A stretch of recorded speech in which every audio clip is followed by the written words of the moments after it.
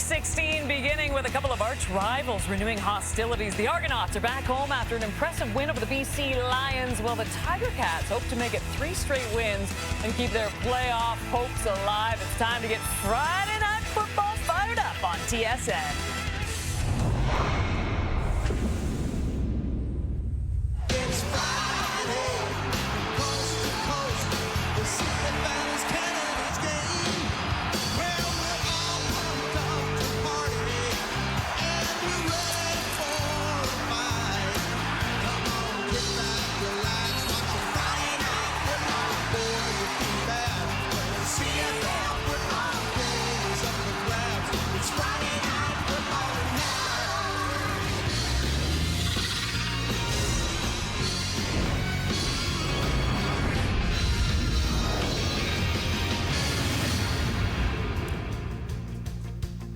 Bo Levi Mitchell coming off another great performance last week. 299 yards, 2 TDs. He has taken care of the ball well as of late, too. Just 1 INT in his last 3 games. But this man would like to make his night miserable. Wynton McManus, what a sight for Argo fans. The veteran linebacker returns after missing the last 6 games with that groin injury. Break out the toothpicks. It is time for Friday Night Football. Also, breaking news, Bo Levi Mitchell showing up in the Boveralls again. It is. Yes. So if you're betting at home, I'm just saying you might want to look at the tabbies. Kate Burness alongside Jim Barker, David Sanchez, Milt Stiegel as we get set for a double dip. We've got the Stamps and the Riders coming up tonight as well. JB, key matchups in this game. Wow, a must-win for Hamilton.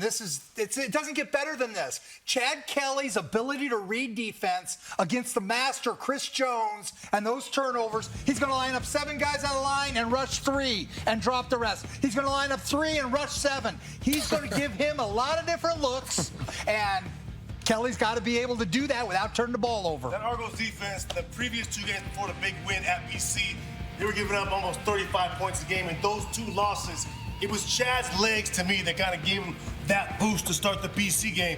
Hey, Jim, if Chris gives a bunch of different looks, he'll use his legs and take off and try to get out of that.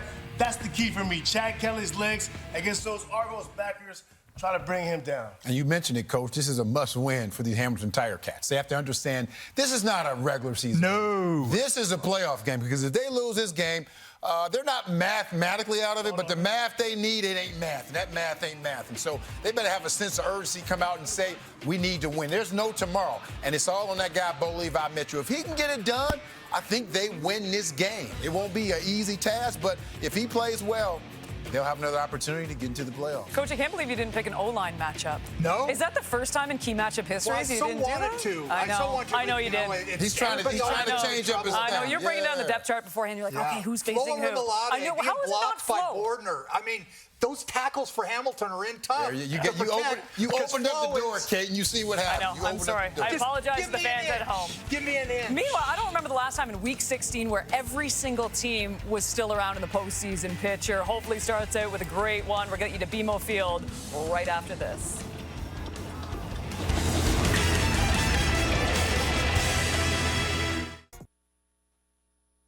Friday Night Football tonight.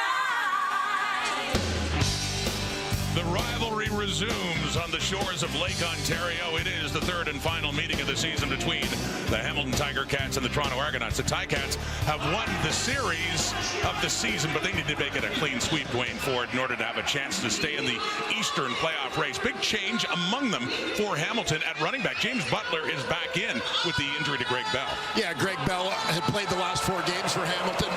Butler not hurt. They like Bell's explosiveness, but still love what Butler can contribute, particularly as a receiver. This is a guy who's still got something to contribute to this Tiger Cat offense. And returning to the lineup on the other side, trying to shut down James Butler, none other than Wynton McManus. He's got his game face on. The Argos middle linebacker, heart and soul of that D, makes his return tonight.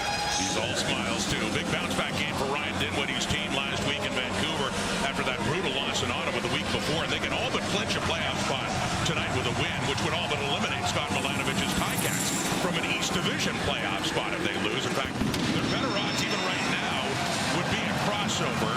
Even that, it's a long shot. It's just about must-win time for the Hamilton Tiger Cats, who've won 2 in a row, including one against the Argonauts on Labor Day with an impressive start in that one. Jumping out of the game,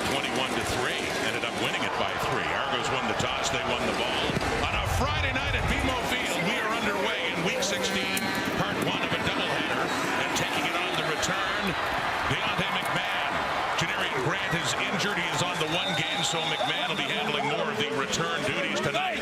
Chad Kelly, the bounce-back game in Vancouver for him and the Argonauts, 2-2 since his return to the Argo lineup. Yeah, after falling behind early, struggling in the first half a couple of weeks ago against Ottawa, as you mentioned. Tremendous rebound for Kelly and the Argonauts as a whole out in Vancouver last weekend. McMahon's return, taking the Argos to start from their 39. Toronto 7-6 coming in on the run. Canadian carried the third leading rusher in the Canadian Football League and a first down right out of the gate for that Argonaut offense. An offensive line anchored by their top man from a year ago, right tackle Dejon Allen. Among that skill group, keep an eye on Mackay Polk. We get to see a couple of the top first-year receivers in the CFL here tonight in Polk and Hamilton's Shamar Bridges, who happen to be good friends from their time together at Baltimore Ravens training camp. The first down of the Argo 52, back to 25. Canadian Carey, who is working it well down to the Hamilton 50 with two good carries to start off this game. Yeah, a challenge for the Hamilton defense tonight without one of their leaders from his D tackle spot, Casey Sales. We'll see a little bit more of Trevon Mason in his place. Jonathan Moxey also out of the lineup at the nickel linebacker spot.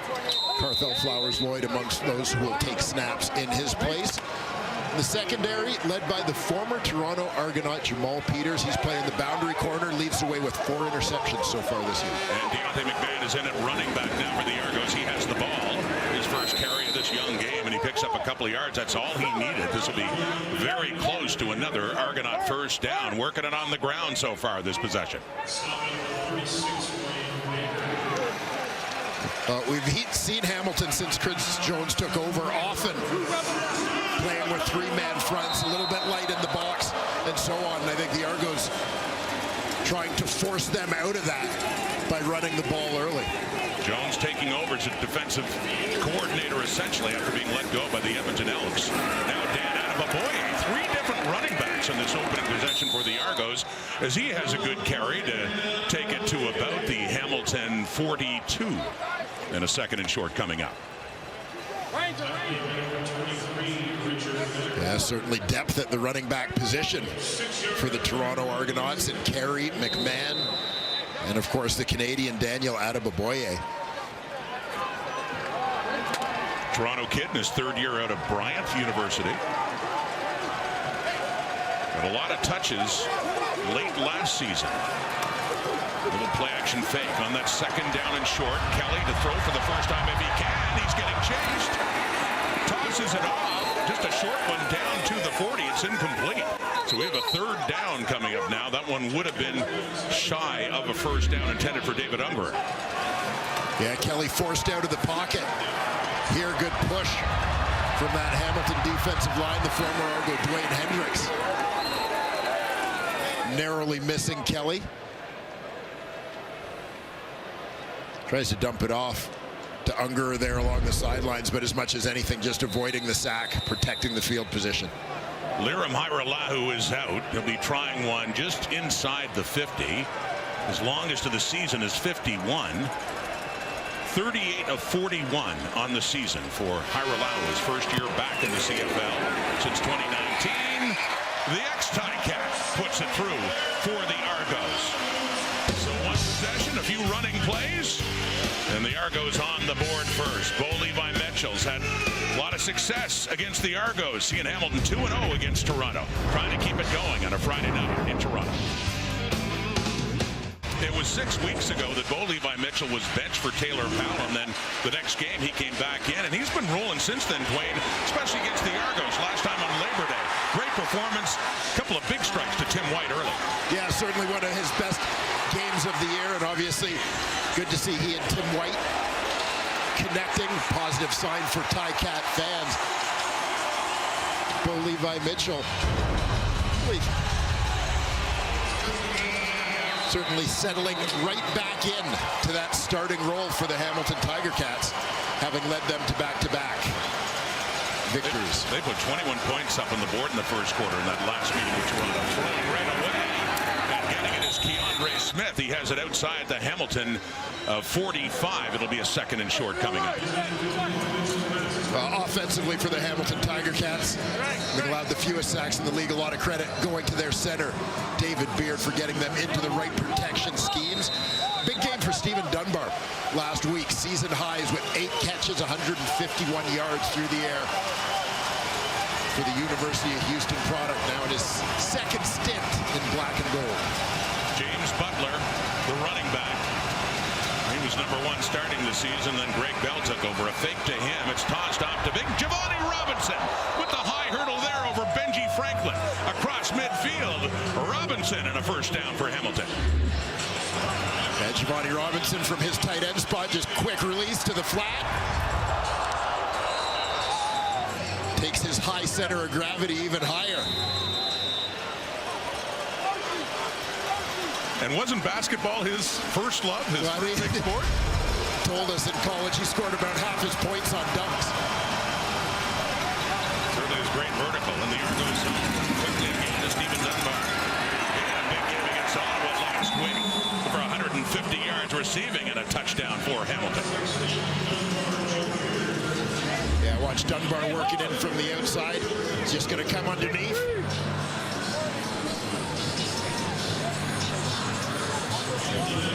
Picks up a couple of nice blocks there. Taking it north-south. A pickup of about 8. They get right down to a second and short. 1 yard to go. Right at the 45 of Toronto. And on the short yardage again, Andy Milanovic Litre. We see him in that role many times, and he does have easily enough to pick up that first down for Hamilton. Defensively for the Toronto Argonauts, you heard Jim Barker talk about their strength at D-tackle. Ralph Hawley, 3 sacks last week. We'll also see Jared Brinkman back in the lineup in that tackle rotation. Fraser Sopik enjoying a terrific season from his will linebacker spot, among the Argo leaders in defensive plays. Now, after going through some different folks at that boundary halfback spot, Robert Priester has started the last couple there. Litre gets the first down. There's James Butler's first carry in 6 weeks. His last game 6 weeks ago against the Montreal Alouettes, and since then, the last month has been Greg Bell. Yeah, we mentioned Greg Bell having played the last 4 games for Hamilton. You know, just the Ticats, you think about their struggles early in the season, it wasn't anything that Butler did wrong. He had played quite well for them. But Butler maybe offers them a little bit more in terms of a big play threat for a team that felt they were really needing that at the time. But James Butler, certainly a reliable and productive CFL back. Despite the time away, he's still their leading rusher at 440 yards, plus that, picking up 7. Second down, and running again is Litre. And not a second or third and short this time. And tried to punch it out coming in as Royce Metier, but not until the first down yardage was already gained, and the sticks will move for the Ticats, approaching the Argo 30-yard line. Well, Litre, former Calgary Stampeder, runs into a couple of former teammates on this one. Winton McManus, Royce Metier, part of the strength up the middle for the Toronto Argonauts defense, giving it to their old friend. Ticats trailing by 3, but in this opening possession, the offense looking very good, moving it down to the 30. Mitchell wants to throw, escapes the pocket, and he does take off, and he doesn't slide.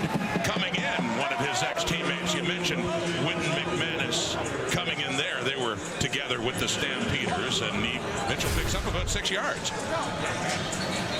And there you see Bo's career numbers against the Toronto Argonauts, certainly hoping the trend continues. Tonight, great success for the Ticat QB against the Double Blue. Obviously, much of that built during his time as a Calgary Stampeder. When McManus back in the Argo lineup after a lot of time away with injury. Just the 12th time this season that Mitchell has run. Quickly throwing. It is caught. First catch of the night for Shamar Bridges. In his first year in the CFL, has another first down. They're down to the Argo 15.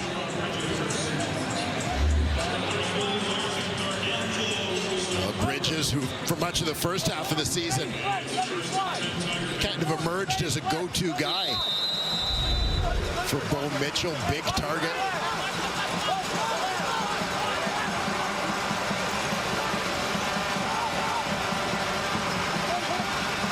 From the 15, faking the handoff.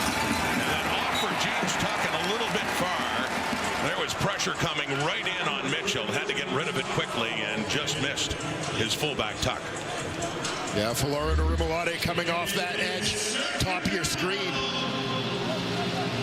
Going to come tight off the corner and get pressure right away on Mitchell. As soon as he turns his head, he's got to get rid of that football.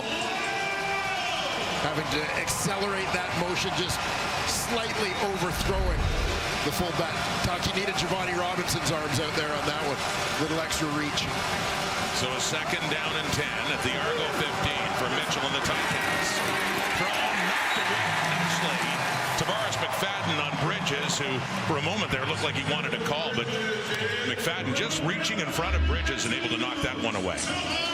Yeah, watch Bridges out wide on this one. Basically going to post up in front of the corner. McFadden makes a nice play on this one to get a hand in there, arriving what appeared to be at the same time as the football. So Mark Leggio comes on now to see if they can tie this one up. Leggio 28 of 33, and a couple of misses last week, 2 for 4 against the Red Blacks. Enjoying a solid season otherwise, and puts that through 1 for 1 of the night. Leggio. Kelly took him down. They got a field goal. Ticats went right back. They got one as well. 3-3 score. First quarter, BMO Field. Chad Kelly, rough one in Ottawa a couple of weeks ago when he threw 4 interceptions. 2 of them went for Red Black touchdowns, but did bounce back away in that victory by the Argos over the BC Lions last week. Yeah, and it's definitely a response that the Toronto Argonauts needed to see from their team as a whole, but most specifically from their quarterback. You know, he rebounded, I thought, fairly well even in the second half in Ottawa, but they had just dug themselves in such a hole with the first half struggles in that ball game, but definitely built on that last week. Running well, another first down. This Argo ground game, this is just their second possession, but they've been making it work. It's in the Ticat zone already, down to the Hamilton 50 after that big pickup by Carey. Yeah, you take a look defensively. The Argos, or the Ticats rather, playing with those 3 linemen. The Argos were able to get double teams inside, take advantage of that, get some movement on those 3 guys. Kareem Carey, the beneficiary. Here we are in the first quarter, second possession. Kareem Carey, 3 carries for 41 yards. That longest to 20, a first and 10, Hamilton 50. This time on the sweep. Deontay McMahon is running with it. He gets it inside the Ticat 45. Another good pickup. And yes, Dwayne, as you talked about, they have 3 running backs, and they've all had touches so far in this game. Yeah, keeping those running backs fresh. And just giving the Ticats a steady dose of that ground game. Try and wear them out early in this one. They've run 7 plays on offense. 6 of them have been rushes. And the one pass, just a short attempt that went incomplete. So Kelly sharing the ball with the running backs right now. Back on the ground for Carey. Bounces off a tackle. Works it down to the 40, which is where he had to get for another first down. Depending on the spot, looks like he's got another first down here. Well, they spot it back a little bit, actually, about a yard back. So third down and short coming up. Kelly stays in and quickly, and whistles blow. It seemed like we're going to redo the play. It was not blown in. I'm going to say they were blowing that play dead even as the ball was being snapped. They weren't quite ready to go.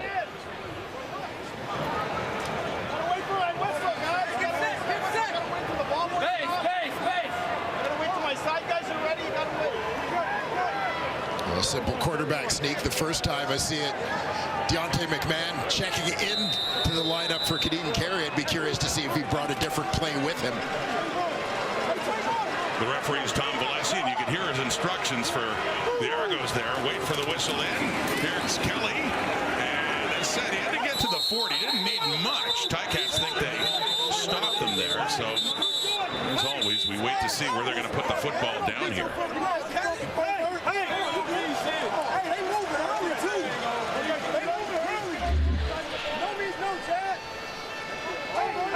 A slightly different look in terms of the approach to the line of scrimmage, but same play. Argos just wedging it up the middle with the quarterback to move the sticks. It is enough. Kelly does get the first down. And they keep moving. They are to the Hamilton 40 right now. Both of these offenses so far certainly demonstrating an ability to move the ball. A lot of it, the Argos on the ground bouncing off one, but nowhere to go. Dwayne Hendricks among those. Ticats to pretty well stop McMahon in his tracks. Ex-Argo Dwayne Hendricks. Yeah, certainly a Tiger Cat defensive line group that's heavy in former Argos. Yeah. Look at Hendricks, Brandon Barlow, Deontay Knight in that rotation as well. Seen Benoit Marion at times this season. He's not dressed for this one. So McMahon gets a couple of yards. Second down and 8 at the Hamilton 38 Kelly. That one is completed to Mackay Polk. No, it isn't. It's incomplete. So it's a third down and long coming up here now. An incomplete pass. And Polk makes a lunging effort to come back to the football. Here, just pushing up towards the first down marker, trying to fight back under the defender. Nice play there by the linebacker, Ray Wilborn, who got a hand on that football, making the first-year receiver's life difficult. So Hirolatu is 1 for 1 on the night, and this one will be about 44 yards away for the Argo kicker. Put down by John Haggerty. It's drifting left. It's off the upright. Dead ball off the left upright for Hirolatu. Misses the chance to put the Argos up by 3 again. Doesn't miss often. That was just the 4th time this season. Still a 3-3 tie, first quarter. Late here in the first at BMO. I'd like to take this moment to inform you that Craig presents the next chapter in the Batman saga starring Academy Award nominee Colin Farrell, the Penguin. An HBO original limited series streaming now only on Crave.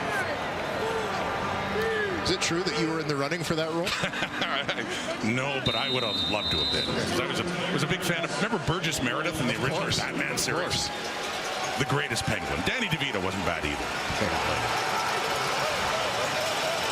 3-3 the score after the missed field goal try by Hirolatu and the Argos. Hamilton ball. They've moved it well so far. Here's a deep look. And it falls incomplete, intended for Bridges, and Robert Priester was there. Yeah, Ticats had receivers at various levels. You'll see it as you look down the left side of the field, running back in the flat. Robinson on the cross. Bridges deep. Looked like Bridges got his head around just a little bit late. Was unable to break off his road in time to get to that ball. So after starting 4 for 4, goal lead by Mitchell now incomplete in his last 3 tries. It's a 2nd and 10 now at the Hamilton 30. Tim White, James Butler in motion. 3 receivers to the right, looking that way. It is caught. Brendan O'Leary Orange, who spins, and that spin and the extra couple of yards is enough to get it to first down for Hamilton. The sticks move up around the 42. Yeah, O'Leary Orange, another big target, signed in free agency from Winnipeg. There you see him coming underneath into traffic, bounces off the first tackle to fight for that first down yardage.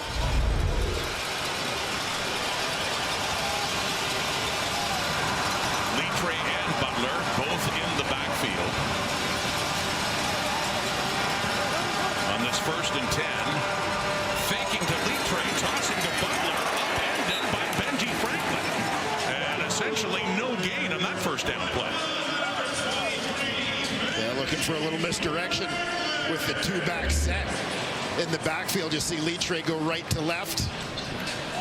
Butler coming around, but Franklin from his corner position stepping up to make that tackle. Great run support from his corner position. Last play of the opening quarter coming up here now. Actually a loss of about a half yard. Back to the 41.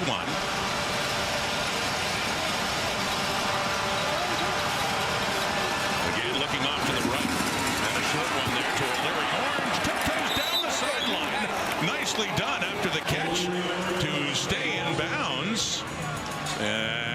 up a first down, another one near midfield for the Ticats.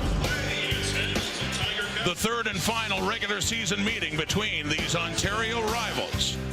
We're all even at 3 through the first 15. Close game, 3-3 through the first 15. Hamilton won the 2 previous meetings by just a field goal, and you can see in terms of net yards, it's a very close one here, and much more important one, though, Dwayne, for the Hamilton Tiger Cats. Yeah, well, the thing that really jumps out when you look at it is those rushing yards. Obviously, for the Toronto Argonauts, no question what their game plan has been out of the gate. Trying to wear the Tiger Cats down early, take advantage of some of the things that Hamilton has had success with defensively through their first couple games. But now, up to these 2 quarterbacks. Yeah, I mean, a lot of success early in their CFL careers. Just take a look at the numbers. Best record after 21 career starts. Jackie Parker, Edmonton legend, at 19-2, and then you have Bo and Kelly not far behind at 17-4. Yeah, a couple of guys who obviously great to start their careers. Kelly winning MOP in just his 2nd year in the league, 1st year as a starter. Much talk, obviously, early in Bo's career about his great success as a Calgary Stampeder. So here's Bo now, 1st and 10, Hamilton 54. Derek Parrish in there on the tackle of Butler after next to nothing for the Hamilton running back. But yeah, Bo, we talked about it in his early years with the Stampeders, where it depends on the number of games you're looking at. At one point, he was the most wins in history after a set number of games, I believe after 60 games. Yeah, great start. Chad Kelly last season chasing that CFL record of 16 wins in a season with the Toronto Argonauts. They fell just short. 2nd and 9 now after that yard pickup by Butler in this 3-3 tie. Midfield. And good job protecting Mitchell. The Hamilton line. They send it off. Now it's checked down to Butler, who does get it to the 50, but nowhere near enough for a first down. So it looks like Nick Constantino, the Ticat punter, will be coming on.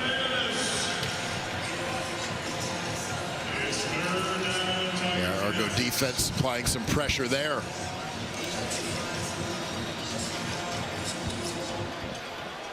See David Unger heading back. Gengenary and Grant out of the lineup. Unger contributing as a punt returner here. He's done it before, this role, with both the Ticats and the Argos. Started his career with Hamilton up against his old team, and there's that one there. As the Ticats will once again start deeper, or excuse me, the Argos coming in to start deeper in their own zone.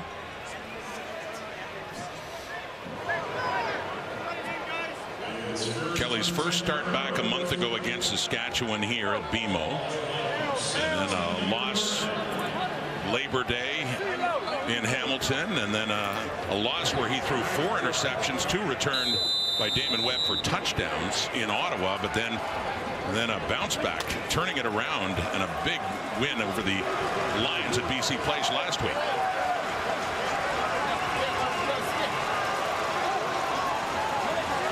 From the 17.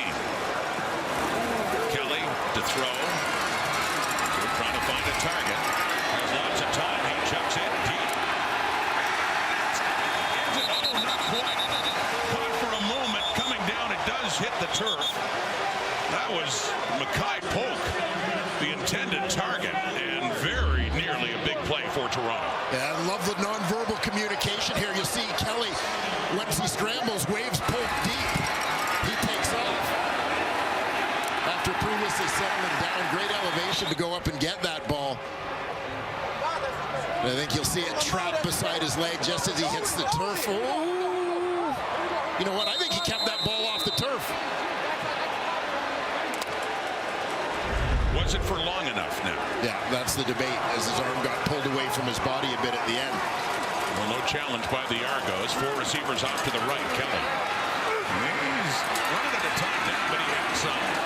The flag comes out. And it's intercepted. There is a flag. Katsantonis has the ball. And depending on who it's against, this could be huge for the Ticats now. Stavros Katsantonis. Toronto number 59. That penalty be declined. The result of the play is an interception. First down, Hamilton. And the first interception of the season for veteran Stavros Kelly threw it back into the flow, and the Hamilton safety was there to take it. First turnover of this game, and it has set up the Ticats nicely. 3-3 tie.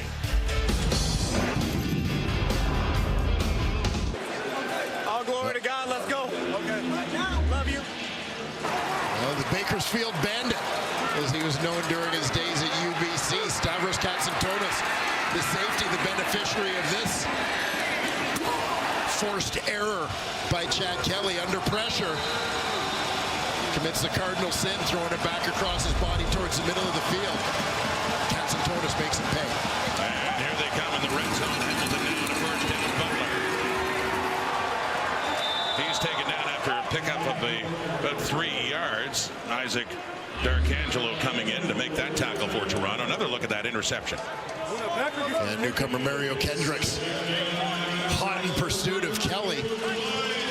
He's just trying to make something happen there, rather than getting out of bounds or throwing it away. And it proves costly.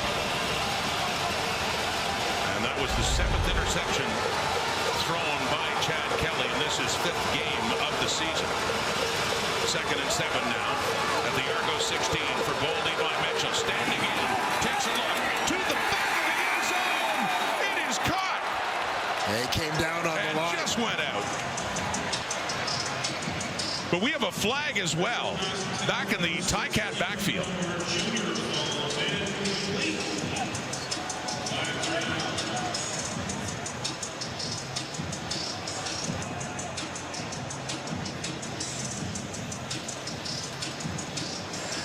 Roughing the passer, Toronto number 97. Half the distance to the goal, automatic, first down. Derek Parrish is flagged for roughing the passer on what would have been an incomplete pass. Yeah, and bear in mind, officials aren't judging intent. They're just judging sort of when and where the hit happens. Parrish gets thrown off by the tackle, Brendan Bordner. As he falls off his legs, take out Bo Levi Mitchell's legs, and he's penalized.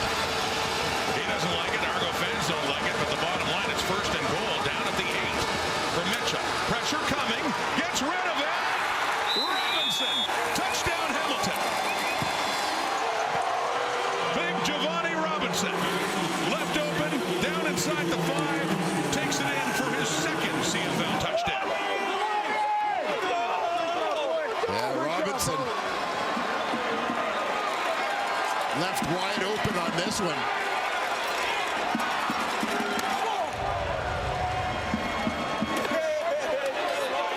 The former BC Lion, global draft pick on the left side of the line.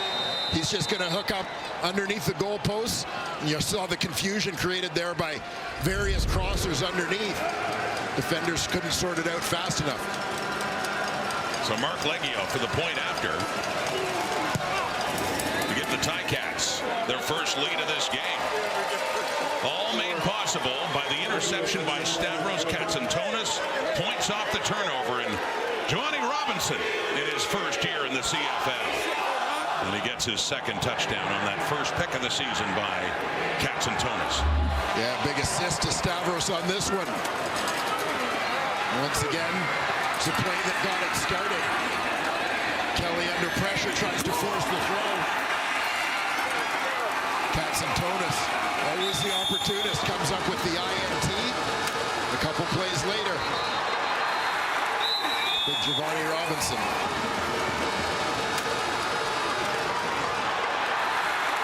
In for the score. Originally a BC Lions selection in the global draft a couple years back. And we mentioned he loved to dunk a basketball. Coming originally from Jamaica, and basketball was his sport. Didn't play any high school football. Yeah, got cut from the high school football team. But had some scouts along the way tell him, after watching him play basketball, basically by the way he plays, you should look at football. It seems to suit him pretty well right about now. He's been a good fit for the Tiger Cats. Houston Texans have given him a look in the NFL as well. On the return, Deontay McMahon keeps his feet. Carthel Flowers Lloyd, last year's special teams tackles leader, ultimately taking McMahon down. So the Ticats desperately needing to win again. They've won 2 in a row. They won the season series of the Argos, but none of that matters right now. They need to win tonight to keep those slim playoff hopes in the East Division going. If they can win, they would sweep the season series and get within 2 games, 4 points of the Argos, who are currently in 3rd place in the East. We got another big one in the East tomorrow between Montreal and Ottawa. That'll be a TD Place in the nation's capital. You look at the numbers for Kelly. Slow passing out of the gate, and they've run the ball a lot, and they do again here, up shy of the 30. And Kadeem Carey, the running back. Yeah, we talked coming out of the first quarter about the Argos' success on the ground in the opening 15 minutes. 61 yards on the ground. So we're doing a really good job moving the line of scrimmage. On a 2nd and 4, the Argo 29 throwing. That's caught. Second completion of the night for Kelly, and the first catch for their leading receiver, DeMonte Coxie. But that is, it'll be 3rd down and short coming up here, just inches away. Coxie from out wide is just going to curl this inside the hole. They only need a couple yards. Recognizing. Well, the flag comes out late after Kelly had got the yardage he needed to move the sticks. See what the flag is all about. Kelly staying in these short yardage plays.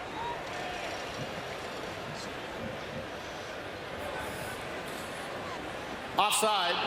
Hamilton. 5-yard penalty. Result will be a first down. So the penalty benefits them more against Chris Jones's defense, and a first down for Toronto.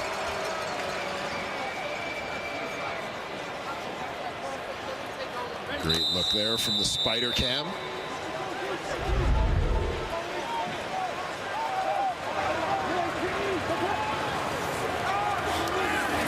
first down, off to the right, an opener, caught to DeMaris Daniels.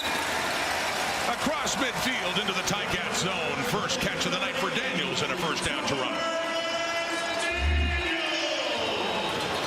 Yeah, Hamilton goes 4-man front here, bringing Nick Usher back up on the line of scrimmage. Take one out of coverage. Creates a little bit more space. Slightly bigger windows into which to throw the football. And Kelly there, perfect. To one of his favorite targets from a year ago, DeMaris Daniels. An injured Ticat down on the field. We'll take a break and be back in a moment here at BMO. Here on the Sports Network. Well, we thought it was an injury to Ryan Baker. It turned out to be an equipment malfunction. Yes. Blew a tire, so to speak. You see the sole ripping off the bottom of his shoe, so he's got to go to the backup pair. He has to take a break. And a 3-man rush by the Ticats on this 1st and 10. Kelly elects to slide just inside the 50 and does pick up about 3 or 4 more yards for the Argos in a 7-point hole now after the turnover. The interception led to a quick touchdown by Hamilton. Yeah, this is, I thought, a big part of Chad Kelly's success in the game last week against the BC Lions was what he did with his legs. There were opportunities to tuck it and take off. Able to keep the defense honest with his athleticism. 2nd and 7. Again, just 3 rushing, so lots of time if Kelly could find a receiver. And finally looks deep down to the right and coming back for the catch, and another first down. Another big catch there by DeMaris Daniels.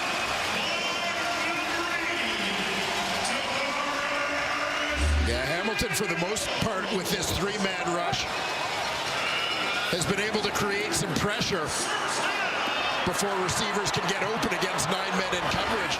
Not so much this time. And even with 9, you can only cover for so long. Great protection, tons of time for Kelly. DeMaris Daniels and Kelly on the same page. Kelly gets on the scramble, receiver on that side coming down towards the sideline to make the play. All the way down to the 24 of the Ticats. It's Kevin Mittal, the rookie. top draft picks. And Mittal gets it down inside the 15. And another first down for the Argos. Yeah. Big fan of Kevin Mittal's game. We've seen him in small doses with the Toronto Argonauts this season. He's caught the ball every time he has been targeted. Now 11 for 11. Big, strong, fast. Argos didn't need a Canadian receiver going into the draft, but at number 5 overall, they couldn't pass this guy up. Out of the Laval Rouge-et-Or, and that, yes, 11 for 11 on those targets you mentioned, and that puts him over 100 receiving yards in his first CFL season. At 95 going into that play, and the ex-Argo, Dwayne Hendricks, for the Ticats, is the one that is down and getting attention right now.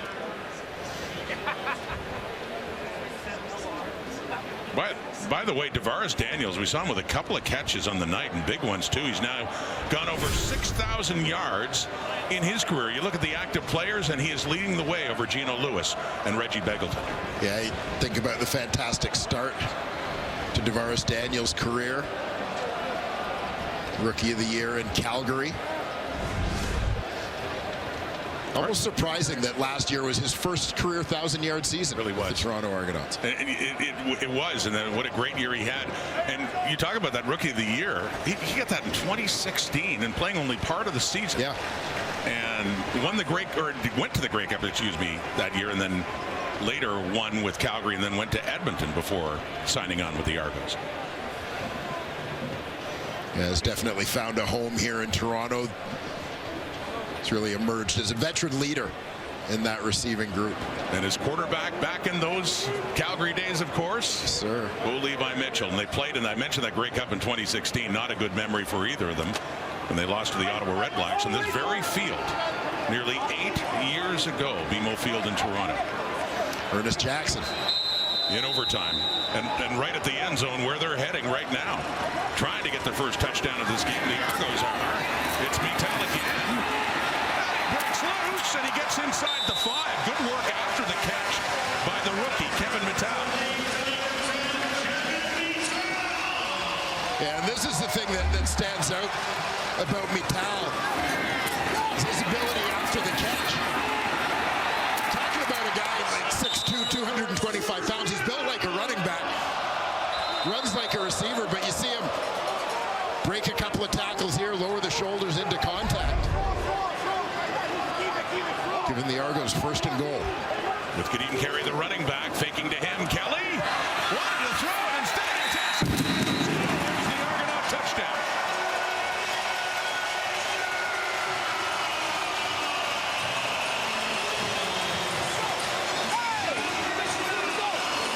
Third rushing touchdown for Chad Kelly since coming back to the Argo lineup.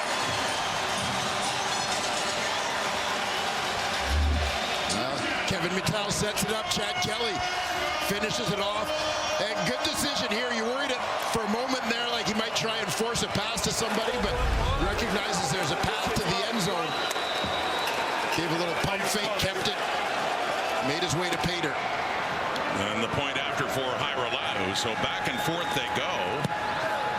As this game is tied once again. 9 plays, 87 yards in just under 5 minutes. The Argos opened the scoring with a field goal. Hamilton came back. Kelly thrown the pick, leading to a Hamilton touchdown. And then they drive back and score one of their own. 10-10 the score, second quarter. Well, the Toronto Argonauts have their first touchdown of the game.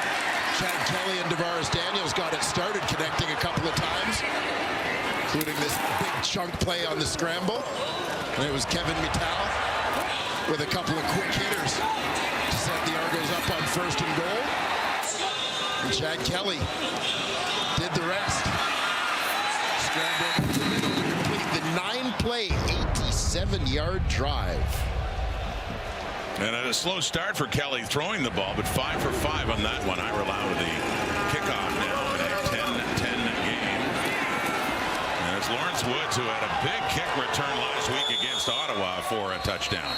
Wynton McManus back in the Argo lineup tonight with more. Let's head down and say hello to Matthew Shinetti. Yeah, it's been 2 months since Wynton McManus has been on the Argo sidelines, Rod, and I asked him at practice this week how excited he was, and he pointed back to this game last year where he had 2 picks on Taylor Powell and said he was excited to face his old teammate Bo Levi Mitchell and kind of mess with his eyes. Well, pregame, it wasn't a charm offensive. He wasn't trying to reintroduce himself kindly to his former teammate. He just was staring into the Ticats practice and their preparation pregame. And it is also Wynton McManus' birthday today. So I was trying to talk to him and wish him a happy birthday. He just looked at me and kept glowering over at the Ticats, right? All business when that toothpick comes out of his mouth, Matthew. And yeah, happy birthday, Wynton. The big 3-0, I understand. Yes, sir. Great addition. He was the Argos a couple of years ago after starting with the Stampeders. A teammate there of Bo Levi Mitchell's. And the Hamilton 25, 10-10 to score now. Under 6 minutes to go until halftime. Throwing deep and open and caught. And inside the Argo 50. And a big play to Keandre Smith. Beautifully thrown ball by Bo Levi Mitchell. Terrific concentration by Keandre Smith. Smith lined up essentially as a tight end. Tight to the box, quick release to the inside and down the seam. Mitchell lays it in there. Battle of the Guelph Griffins between Smith and Royce Metier. Smith takes this round. And already Hamilton coming back into the Argo zone. Trying to screen it off. Incomplete and ends up in the hands off the bounce of the aforementioned Wynton McManus.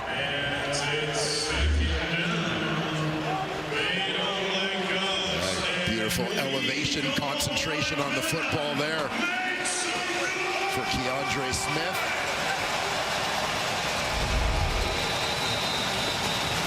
Little chance to chat about it too. Metier afterwards. Dwayne mentioned both coming out of the Guelph Griffins program. So 2nd and 10 now. At the Argo 48. Oh, Mitchell slips right at midfield, and he can't get his footing back in time. And Jake Serezna moves into a tie with Sione Tuhama and his teammate Ralph Hawley for the CFL sacks lead. That is the 7th for Serezna. Yeah, Serezna cleans up in the middle. Watch Falara Narimolade off the edge, dip the shoulder, get underneath Jordan Murray. Forces Mitchell to step up where Jake Serezna is there to finish it off. So after one big play to get him in the Argo zone, the Ticats and Constantino will have to punt, and David Unger lets it take a hop. It rolls into the Argo end zone where he waits, and then he takes a knee and gives up the single point. So the Ticats regain the lead by a Rouge, 11-10.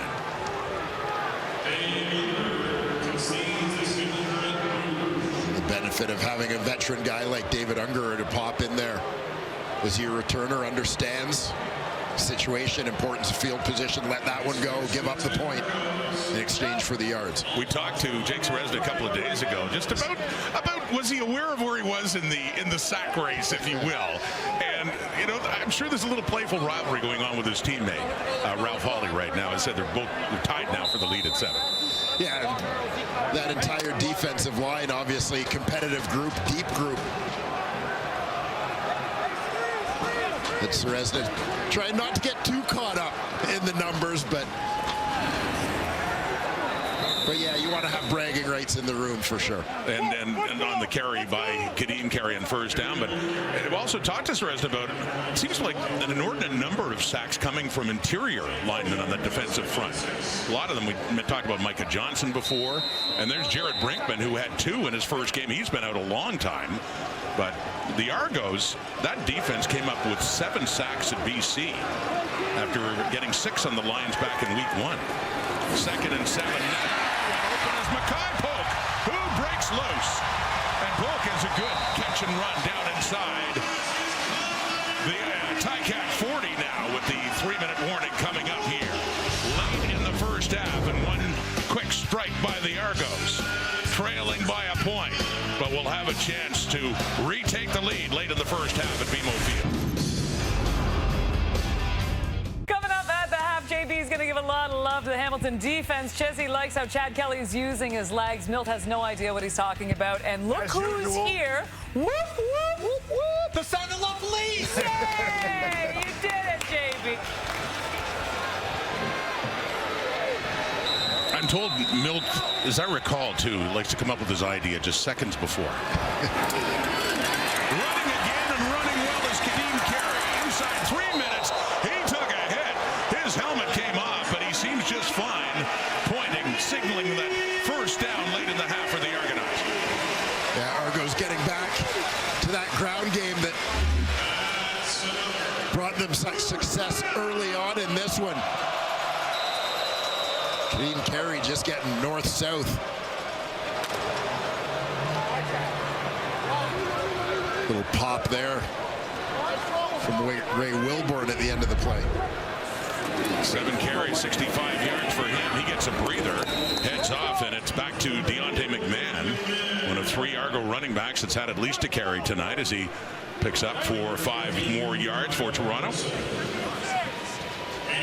Yeah, the Argos offensively pretty dedicated to that running back rotation tonight. Carey, McMahon, Daniel Adeboboye have all seen a steady diet of the rock. As McMahon stays in this 2nd and 6, Kelly quickly gets it to Coxie, who gets it down to about the 12, and another first down for Toronto. Threatening late in this first half.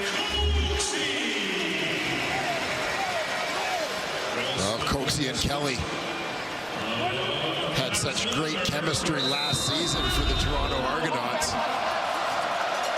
Seems to have picked up where they left off with Kelly's return 4 games ago. Down to the 12 now in a 1st and 10. Argos quickly again to Coxie. Inside the 10, inside the 5. Gets the ball down to around the 4-yard line. So close to another first down, and a late flag after the whistle is called. They were mixing it up a bit as Coxie got up. It's the referee, Tom Valesi.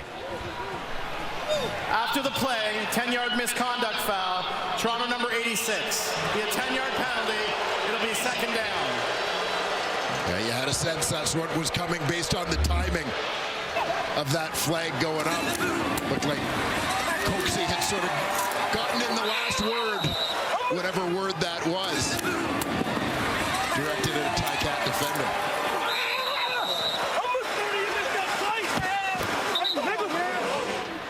So instead of nearly another first down, they get pushed back to a 2nd down, and about 12, they're back around the 14. As the crowd here at BMO letting the officials hear it.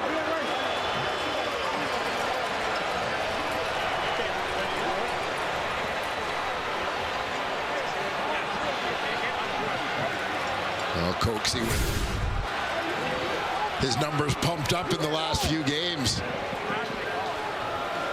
He's climbed to the top of the stats board in many receiving categories for the Toronto Argonauts. Most importantly, catches and yards, but the big play being part of their MO and the contested catches in which he takes so much pride.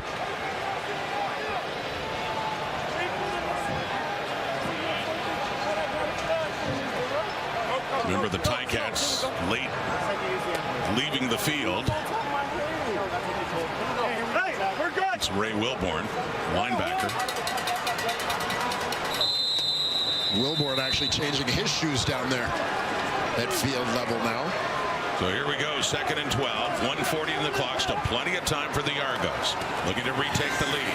Kelly, again, hardly a rush. Tosses to the end zone. Mackay Polk. 2nd straight week.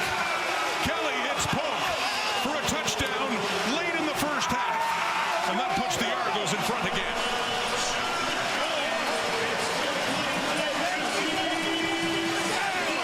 Mackay Polk Polk has been such a great story for the Toronto Argonauts this year. Coming in to compete in a deep receiving core. Left side of your screen. His quarterback steps up, he heads for the uprights, just finding an open space, giving Kelly a target. Early in the season, it was injuries that kept him on the roster. And he did enough with the opportunity to ensure that when everybody was healthy, he remained in the lineup. So they go for two, and they get two more. Easy does it for Deontay McMahon as they make it a 7-point lead with that 2-point conversion. And 1.5 minutes to go until halftime. The Argos back in front.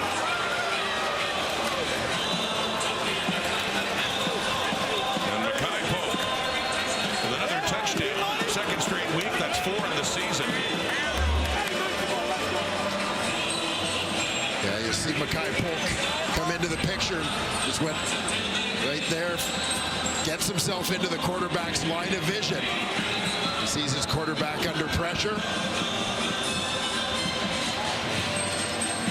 Nice execution on the 2-point play as well. Deontay McMahon from the backfield, free release to the flat. It's a little bit of a rub there from the receiver to ensure that he's wide open. A little celebration between the two that got the scores from Kelly, Polk, and then McMahon. And Argos in front again. Mackay Polk, who's from the San Francisco Bay Area. His cousin, Darius Pickett, who he planned to reach out to after the injury to Pickett last week at the start of the game in Hamilton. Lawrence Woods on the return. Just devastating news for the Red Blacks, by the way, about Pickett out for the season with that Achilles injury. But we did talk earlier about growing up in the Bay Area. Mackay Polk and Darius Pickett. And the Ticats down 7. At one point they had led by 7. It's been Toronto's game since then, and essentially a must-win. The math gets ridiculously daunting if they don't win this game tonight.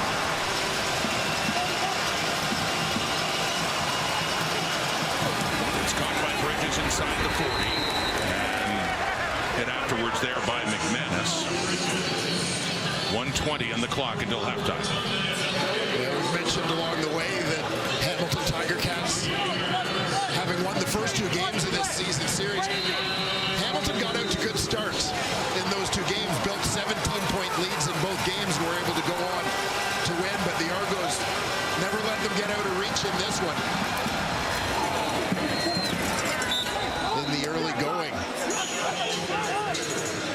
Butler on the run, took a hit, but then picked up another yard or 2. It's a first down for Hamilton up to their 46, 1:06 on the clock. Scott Milanovich, first trip back here to Toronto as a head coach. Of course, coached the Argos 2012 through 2016. Pump fake, deep look, down the right. Oh, nearly caught. One hand up for Bridges, and good coverage too, with Franklin there and Metier as well. But Bridges couldn't quite come down with the ball. Yeah, I love the adjustment to the ball. Bridges just running down the rail here as the ball comes in. Little bump on the defender and using his size and his reach to get a hand on that one, but just unable to pull it in.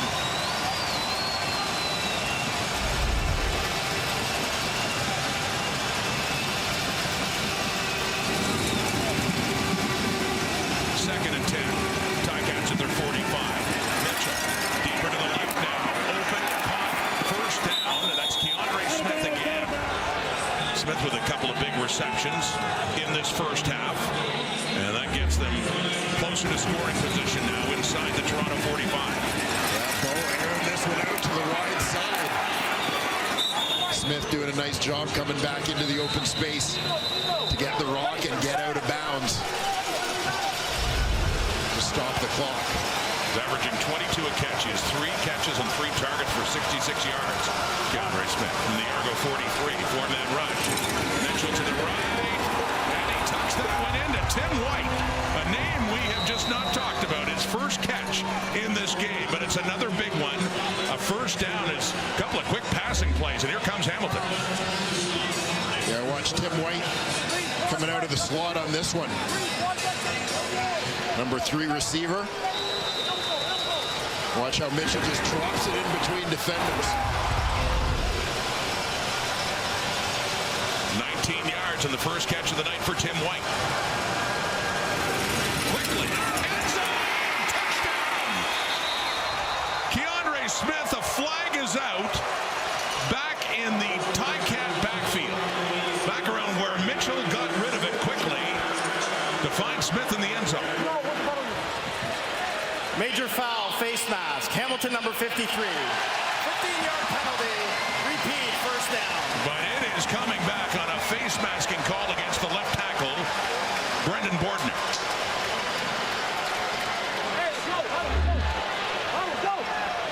Now watch Bordner, the rookie, working against Rimolade on this one. You see the left hand got up around the face mask.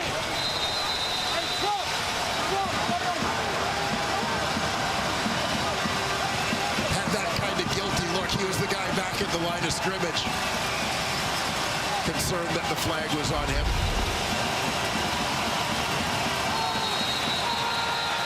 Flags out. Some movement on the Ticat line with the Argos showing pressure.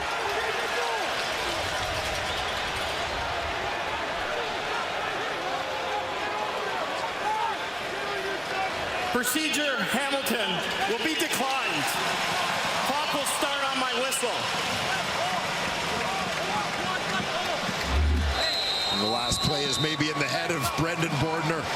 Still. Saw the early movement there with Jake Seresna lined up over. So it remains a 1st and 25 at the Argo 39. Complete underneath this time for DeAndre Smith. And Seresna helping tie him up.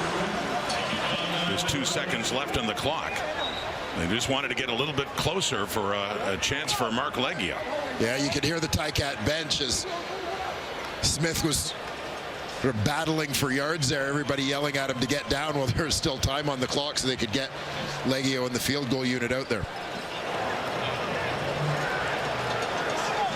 So Leggio 1 for 1 on the night. A short one last time. This one, Constantino will put down shy of the 45 to get it to within 4 for halftime. Last play in the first half.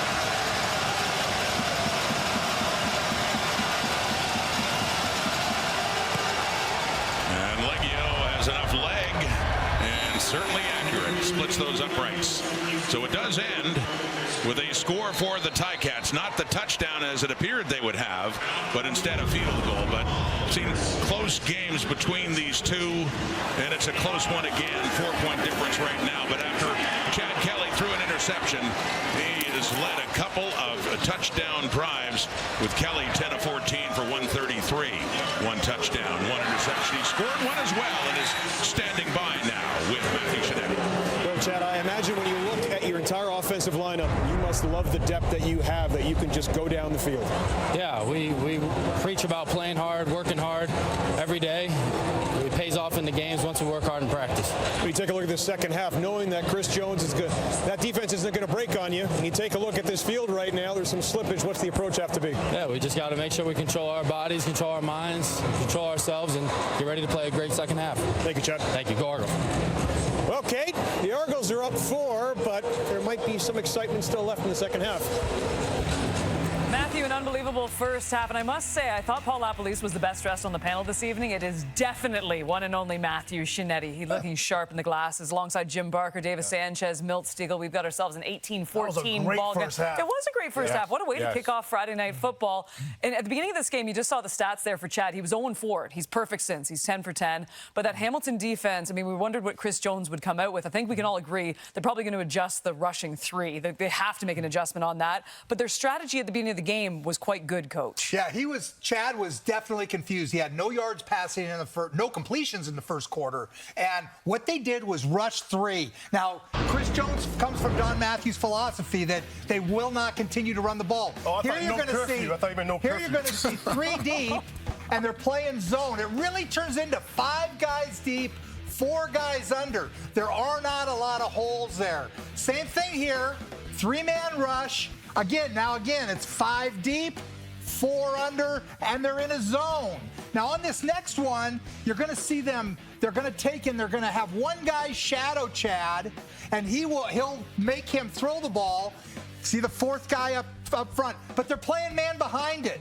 So he's seen zone, but guys back playing zone. Now it's man. He's confused. He throws the interception. Again, that's what Chris Jones does. He gives you a look, and you think you're getting one thing, and really you're getting something else. Yeah, I mean, if you're going to rush 3, I get the thought process, and it worked in the first quarter there. But if you rush 3, that my math says drop 9. Well, it's fine to drop 9 and have all those guys in coverage, but when the guy has 10 seconds to throw the ball, that's the issue, and you can't stop that. And that's what we saw as the game moved on, is Chad, because Chad's a really good athlete. Any really good athletes that you put back there and rush 3 against, Jim, I don't know your thought process on that, but I don't think it works against good athletes, because you know they can buy that time. And Chad, you rush 3, you got all those guys in coverage, but I know as a DB, I don't care if I have all those guys back there. If I have to cover a guy, even if there's 2 of us on you for 9 seconds, you're going to get open. You saw that pass for the second down earlier. You saw the touchdown there. And then again, right before the half, rush 3. Look at all those lanes. So, yeah, there's 3 guys where the ball's thrown, but Chad's moving around, waiting until someone gets open and drop it in there. It's again, it works. I think you're in agreement. That works if he's unsure of the coverage on the back end. He's holding it. But if he's rushing 3, he knows exactly what's on the back end. That's not going to work with Chad. Good first half, as you guys spoke of, and the big reason is the quarterback play. And when you have 2 quarterbacks of these guys' caliber, this is what you expect. You talked about Chad Kelly making plays. Yeah, he started off slow, but he finished up strong. And, of course, this guy, Bo Levi Mitchell, who we know he loves to throw the ball down the field. And if you give him that time, he's going to make it happen. First half, this guy has been Keandre Smith, who's having a great first half. We know how much energy he plays with. So excited for them. I love that, dude. I love Keandre. Everyone getting involved. This is what you want to see when you have 2 quarterbacks like this, them throwing it down the field. Yes, I know sometimes people want to see a defensive battle, but that's not what we want to see. We want to see exciting game, guys throwing touchdown, receivers making plays, and scoring points. So good first half. Let's hope we have an even better second half. The thing about Bo, what I noticed in the pocket in the first half, is he has found complete confidence offense, because no doubt. And when the rush is coming at him, he's just stepping up. He's stepping up, but he's not even paying attention to the rush. He's just looking right downfield. Where am I going? He's not even looking at the rush around him. And with his touch and his accuracy on his deep balls, that's having trust in that offensive line. If he's playing that way too, I mean, there's a possibility the postseason. I mean, they're looking at that crossover right now. They're looking at the Saskatchewan Roughriders, and look, it's been fun watching them over the last few weeks. Speaking of the Saskatchewan Roughriders, oh boy, it has not been great so far lately. It started out great, not so much now. Paul LaPolice with Coach's Playbook coming up next. Who becomes a meal? It's time to get your shield. The weapon you gon' wield. That's when we come alive. When we feel the steel. Life is in a balance. Fate is getting sealed. We can feel a kneel. This is not a drill. It all comes down to this. It's the battlefield. Friday night football tonight. It is the second half of our doubleheader tonight. 2 teams desperately looking for wins. The Saskatchewan Roughriders in Calgary to take on the Stampeders. You can see that TSN 3 beginning at 9:30 Eastern, 6:30 Pacific. The Riders 0-6-1 in their last 7 games. With more on what's gone wrong, Paul LaPolice with Coach's Playbook.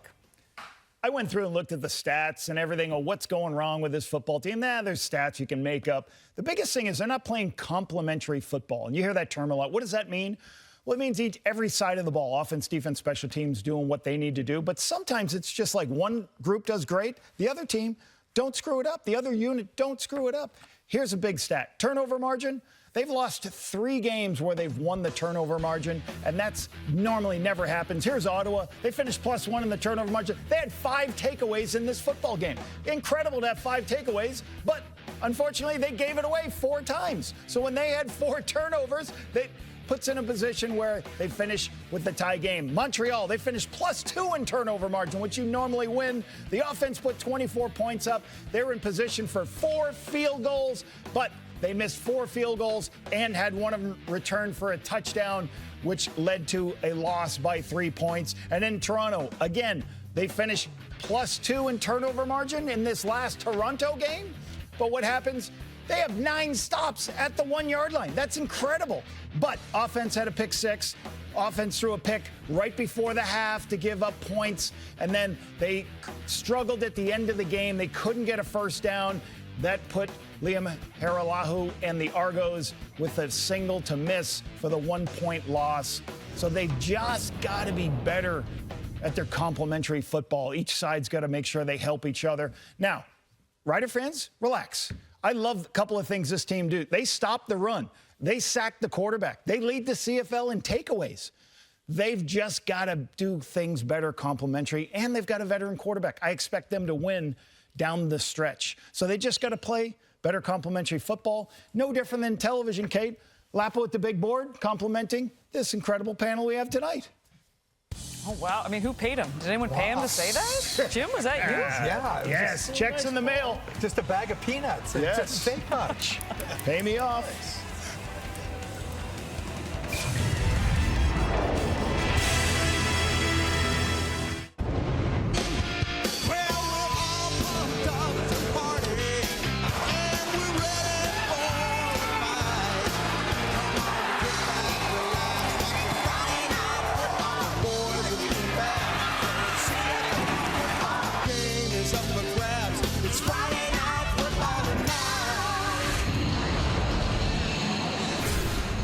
Halftime at BMO Field, and the Argos lead the Tiger Cats 18-14. Hamilton's touchdown scored by Giovanni Robinson, one of his 2 catches. The other one, nice little hurdle. Here he is with Matthew.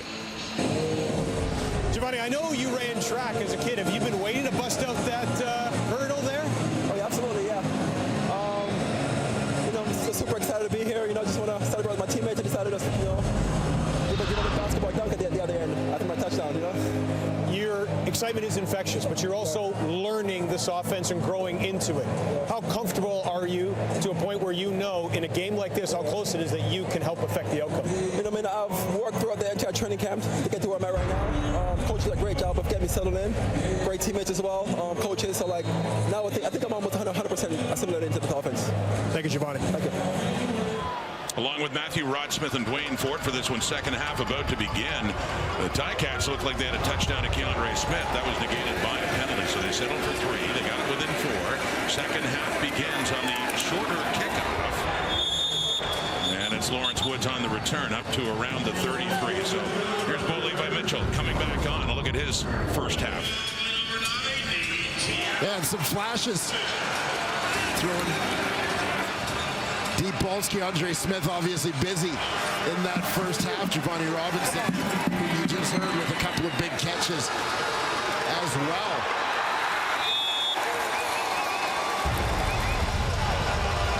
And the Ticats begin this second half down by 4. And essentially a must-win game handing off. James Butler goes to the left and doesn't have much there.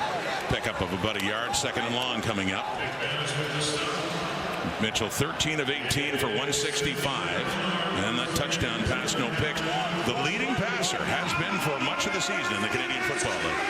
Yeah, and it's interesting talking to Bo a little bit about that this week. The fact that, as he said, a lot of those years in Calgary, as successful as we were, we didn't necessarily throw for a ton of yards. So this is a little bit different for him in terms of the individual numbers. Deep look down the rail to the right for Dunbar. McFadden to break that one up on that second down and long, and so 2 and out for the Ticats. They'll have to kick it away. Tavares McFadden, veteran corner, and Royce Metier doing a terrific job from his safety spot, getting all the way out to the sideline to provide some support on that one. The ball has to be thrown to the outside. He can't Mitchell can't lead him down the seam because Metier is there to take that away. So Nick Constantino in. David Unger, the ex-Ticat, will be back for this return. He's on the run to the left at about the 35. And gets it across the 45. For Chad Kelly, go offense come on with this man too, running back Kadeem Carey, who had 7 carries for 65 yards and a longest of 20 in the first half. Yeah, a lot of success for Kadeem Carey. You can do the math. That's over 9 yards a pop for the Argos starting running back. He's also had great support from Deontay McMahon and Daniel Adeboboye in that ground game in the first half. The Argos use that to soften up the Ticat D a little bit. Argos ran for 93 as a team in that first half compared to just 28 for Hamilton. And running again, it's Dan Adeboboye. The third-year Argo gets it across the 50, a little bit closer to midfield.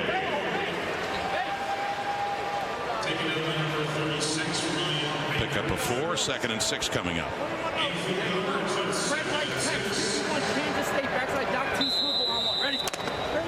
Chad Kelly in his 5th start of the season came back a month ago against Saskatchewan. 2-2 record as a starter this year at the Argos. On the second down, it is caught. It is a first down. It's the first catch of the game for Tommy Neal across midfield and into the Ticat zone. Yeah, and this is nice recognition and execution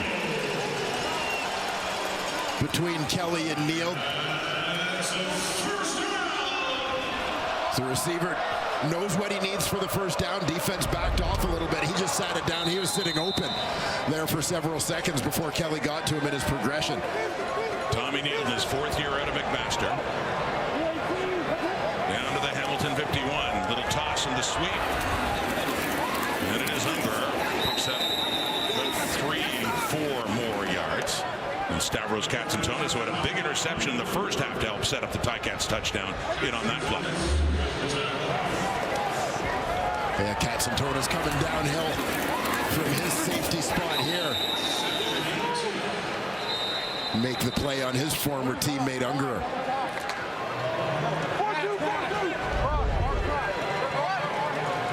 Call it a gain of 3 and a 2nd and 7. Part 1 of this Friday night doubleheader here on TSN. Kelly flushed out, throws, caught. No, it's not. It's Coxie who thought he should have had it right there, which would have been a first down. Instead, it's a 3rd and 7. And the Argos are going to see John Haggerty, we hadn't seen tonight, on to punt it away. And at a glance here, it looked like Coxie was trying to make a move to get away from the defender, knowing he had those 2 defenders converging on him, like he was going to step off that spot and make a move. But failed to secure that football first. So now it's after 12 straight completions for Chad Kelly, and Haggerty with his first punt of the night, 2nd in the CFL in net punting yardage. And one of the best when it comes to placing teams deep, although this time it takes a hop back. And the late flag does come out. DeMonte Coxie had a shot. The leading receiver, that would have been for a first down, but the ball hits the turf and now belongs to the Ticat offense.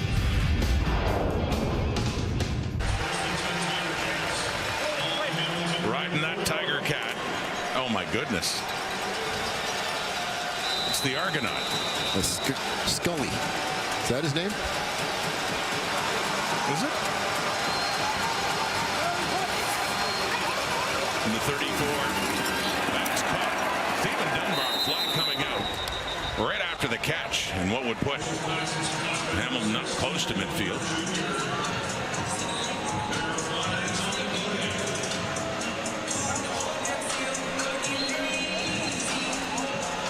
Illegal contact, Toronto number 23. That penalty be declined. Result of the play is a first down. So they take the yardage picked up by Dunbar, up 3 yards shy of midfield. Benji Franklin draws the flag. We saw just a little bit of a grab on the receiver. Didn't really affect the play. Nice pickup for Hamilton. For Dunbar with his second catch of the night. First down, Hamilton 52, screening it out to Butler. He's got some room. And another first down.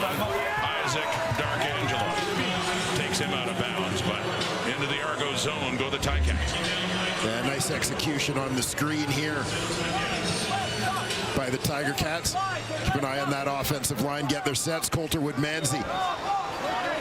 Brendan Rivenberg doing a nice job getting out in front. Leading their running back to a first down.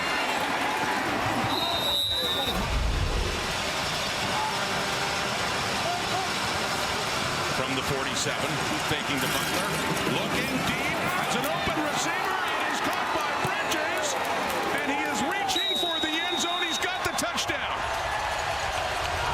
Alertly breaking the plane to the goal line with the ball after that great catch. Shamar Bridges with his 5th touchdown of his rookie season. And Bo Levi Mitchell recognizes this right away. Basically, as soon as Shamar Bridges has broken down the cushion, he's even with the defender. Will be out to the right side of Mitchell. Out wide. The previous play is under review by the command center. And it looked like that right foot might have touched out of bounds just before he had a chance to reach that ball. Watch the right foot here. Yeah, hits the white stripe. It was ruled a touchdown, but obviously they take a look at that. That'll be coming back, and a 1st and goal coming up here for Hamilton. But nonetheless, a beautiful strike thrown by the Hamilton quarterback. So as said, they took a look, called it a touchdown, but we assume Ticats will scrimmage inside the 5. After review by the command center, the receiver stepped out with the ball at the 2-yard line. The first down. So nonetheless, they get close. Looking to take the lead again. Down by 4, but a 1st and goal coming up here at the 2. Yeah, nice effort by Bridges as he knows his momentum's pulling him towards that sideline.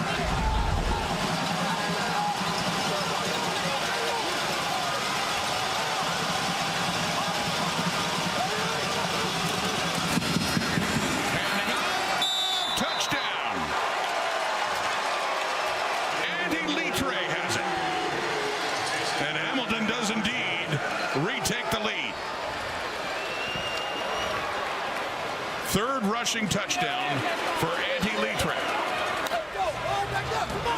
Had one receiving last week on a pass from Bo Levi Mitchell. And Shamar Bridges, the man who set it up. Talia Tagovailoa in at quarterback. Litre often the short yardage quarterback, this time lining up deep in the backfield to take the handoff. Straight ahead, goes in standing up. For Andy Litre, 10th career rushing touchdown. Started his career in Calgary, later went to Edmonton and Ottawa, and now first year with the Cats. Mark Leggio up and through. And once again, Hamilton leading it by 3. Mitchell deep to the right. And a great catch by Bridges. Leading to that, the Litre touchdown.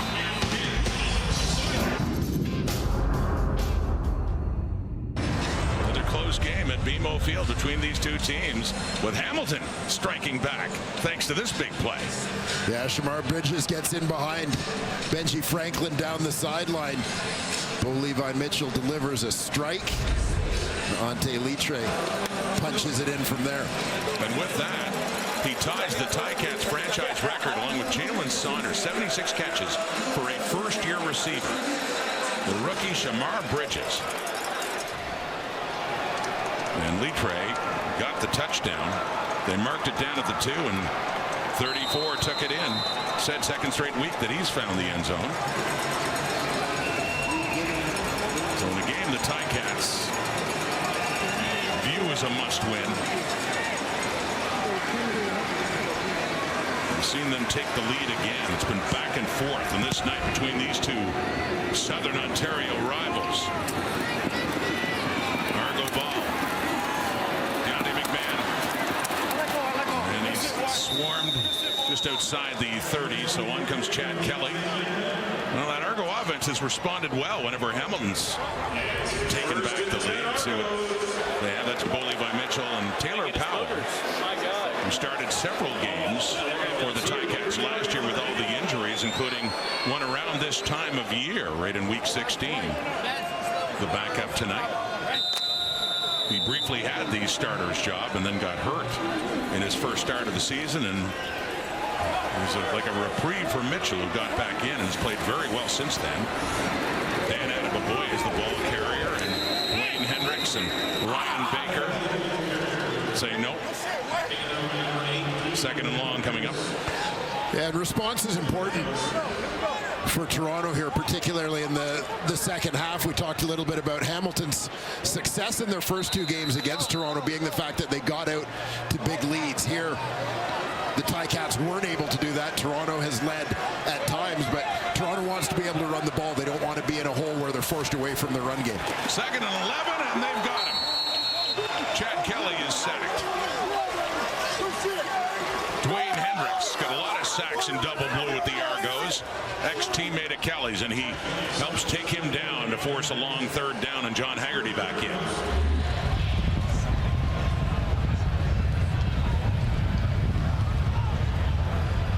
Hendricks, the outside man on that one, loops inside. Coming back, working along with Mario Kendricks to get to Chad Kelly. Kendricks just recently signed, added to that Ticat roster.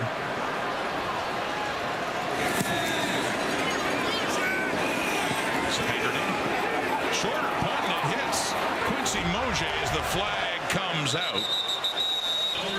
Right around midfield, the no yards coming up against the Argos. Hendricks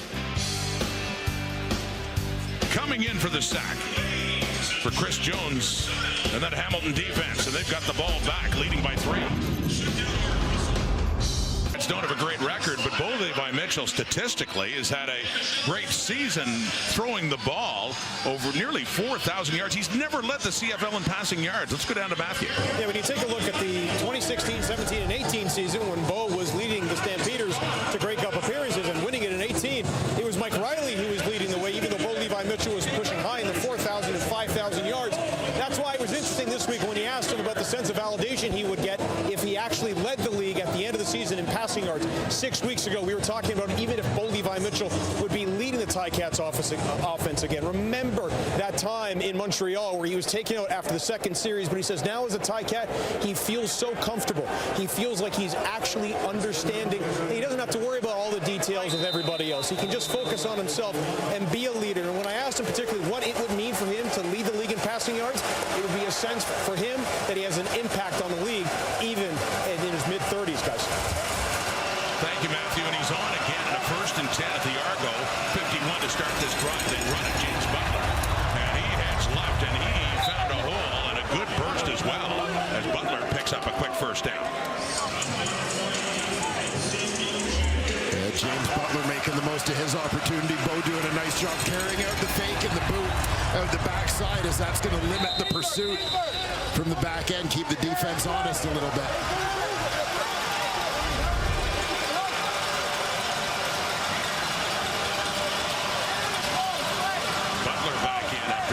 Missing 4 games as Greg Bell has been the starting running back.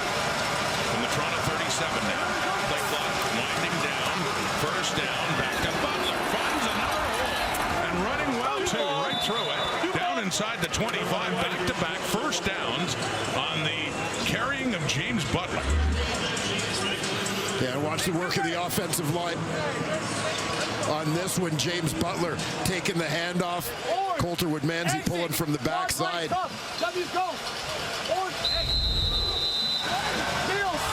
Ticats getting their running game going. James Butler looking terrific in his return to the lineup.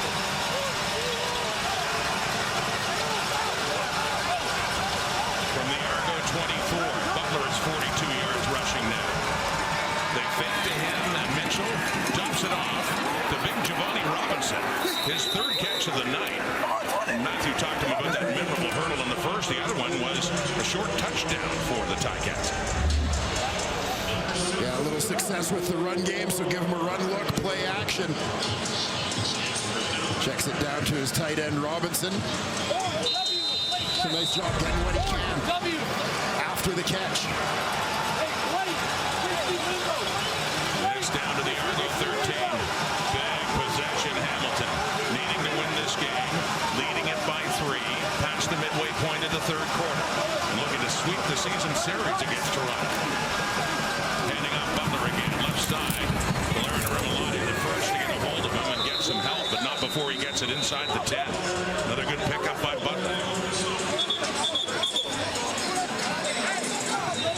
Good hard-nosed run there from Butler.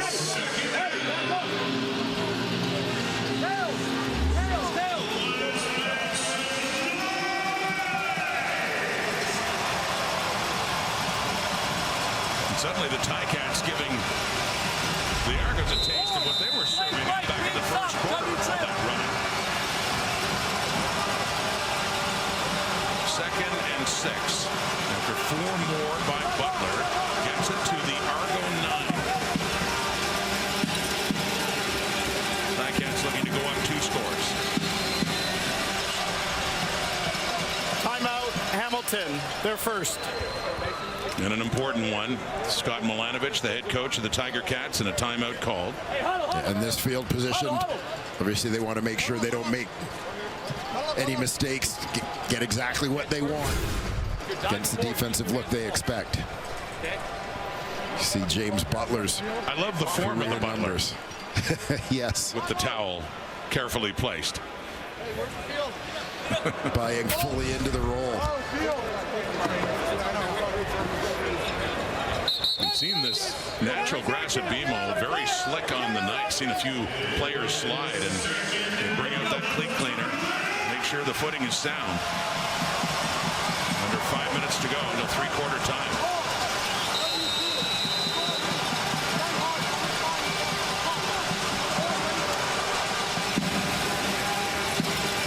The team is not led by more than 1 score, 1 possession in this game. Hamilton trying to change that right here. 2nd and 6. Mitchell down near the goal line. It's caught. Bridges is down, but it will be a 1st and goal coming up here for the Ticats. Yeah, enough for a first down. Big catch there for Shamar Bridges, who's been a go-to guy on 2nd downs throughout the season. And with that, Bridges now had more catches than any other Ticat receiver has had in their first year with the team. Passes Jalen Saunders, 77th catch of the season. There we go, 1st and goal. The Argo 2. Andy Lee Tran at quarterback for short yardage. He has a touchdown to Ray in the night. Trying for another one. And there's a blue wall greeting him there. And he did not get it.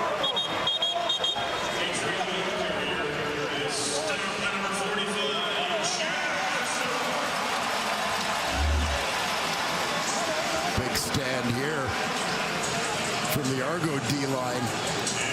So McManus trying to come over the top on that one. Jack Cassar, special teams stalwart, getting in on the short yardage play. Local guy from Mississauga, Lord Park Secondary.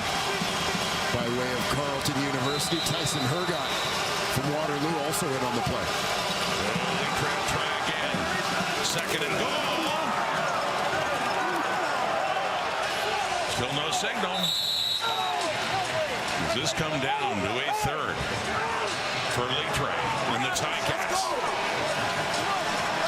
When McManus fired up in his first game back for the Argos. So Hamilton going from the short yardage offense, as you see a little trouble on the exchange. Good recovery. Nearly lost it. Yeah, Litre stays with it. But Bo Levi Mitchell and his receivers back in the ball game. Litre and the Ticats happy to just get another shot at getting this touchdown. Nearly lost it there. Tension builds from Milanovich to the Ticats. Well, no secrets here. 6-0 lineman in the game for Hamilton. Here we go. Mitchell's in. He tosses it to Litre, who bounces off. The flag is out, but the Argos had it. Hamilton tried a little trick. Mitchell back in, who took the snap and then the toss. Yeah, unbalanced line look. I wonder. Offside. Toronto defensive line. Wow. Ball we placed at the 1 yard line. It'll be first down. So 3 more cracks all of a sudden. Yeah, I think Toronto got a little anxious when they saw the look offensively. If you see that hand bottom right corner of your screen. To offside by alignment rather than early movement. Negates a big defensive stop. You talked about they tried to trick him with the unbalanced line. Used to Litre taking short yardage. He was right in there, and that unbalanced line, it was Mitchell in to take the snap on the toss. But fortunately for the Ticats, they're going to get another crack at this. 3 more. Tagovailoa is in at quarterback and hands off, and no. Stuffed again. Litre again, the one to try it. That Argo defense really stiffening up near the red zone. Well, a good recovery after being hurt by the penalty on their last stop. Argo defense steps up again here. Ball handed off very deep in the backfield.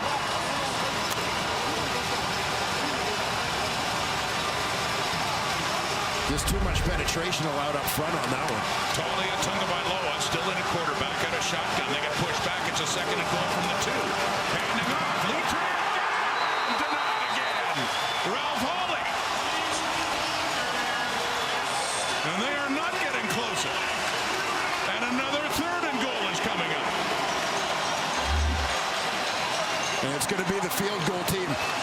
Tiger Cats need the points.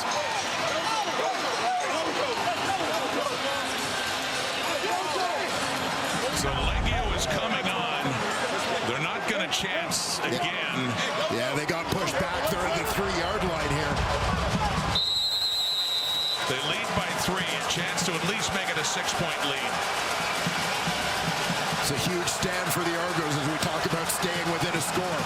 Is it ever? Denied him 3 times, and then a couple more times after the penalty, Leggio does put it through. So Hamilton increases its lead. But it's the Argo defense that can get some satisfaction out of that, keeping them out of the end zone. What a stand by the double blue. Tiger Cats leading by 6. A great opportunity squandered by the Hamilton Tiger Cats, or maybe squashed by the Toronto Argonauts defense. 4 straight shots for Ante Litre from in close. Toronto defense with no misdirection, no real element of surprise there. Argo defense was all over them, focusing, owning in on 34. So the Argos go to where Kelly quickly and gets it to Tommy Neal, who just keeps on his feet and he keeps chugging, and he gets it up over midfield.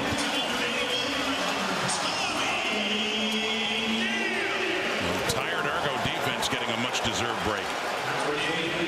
Yeah, after the drive that ate up about half of that 3rd quarter. On the field for a long time, but they did not break. Holding the Tiger Cats to a field goal, keeping within 6. Last play, 3rd quarter. It is caught Tavares Daniels, who on that first down gets it inside the Ticat 50 and a 2nd down, and about 4 is coming up here for the Argos, looking to improve to 8-6, looking to salvage a game of the season series and essentially put the Ticats out of the East Division playoff race. But Hamilton has the lead, not by as much as they think they should have, but they head to the 4th, up by 6. Heading into the final quarter, the Ticats have the lead 24-18.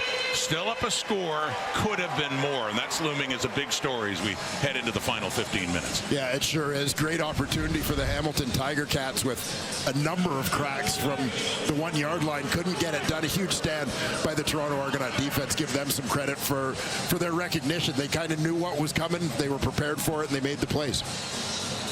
And the Argos, that defense still getting a rest after all those plays because of the penalty, the offside penalty extending it. So it stopped them 3 times, and then they had to stop them twice more before Scott Milanovic said enough is enough. Let's get the 3, and they do. With Chad Kelly and the Argos offense on the field in the Ticat zone to start the 4th. Handing off as well. And the running play, it's Dan Adeboboye, the ball carrier. 3 running backs all getting work for the Argos on the night. And that picks up a first down, Toronto. Adeboboye in the game there. You see Deontay McMahon on the sidelines. Obviously, Kadeem Carey getting the bulk of the work. The Argos starting running back.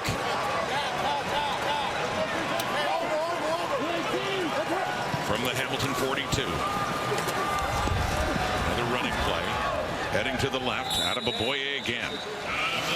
Mentioning all the action he got last year with injuries to Andrew Harris and A.J. Ouellette as well late in the season after the Argos, especially after they had clinched first place. Adeboboye got a lot of experience running the ball. Yeah, a terrific season for Daniel Adeboboye. Averaged 7 yards a crack on 41 carries.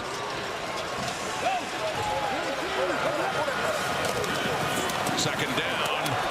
Kelly pulls it back and then throws to the left. And out of bounds. Intended for Coxie. He initially looked to the right and pulled the football down. So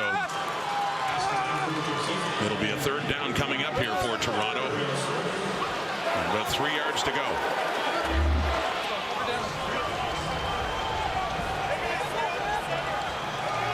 With Liram Hairolau coming on. We'll see if he can get it back to a 3-point game. 1 for 2 in the night. Made the one from 49. This one will be put down by Haggerty at the 43. Hairolau is good. The Ultra Hole Challenge is back, featuring Wayne Gretzky and Michael Block. Tune in on TSN Plus, live after the President's Cup.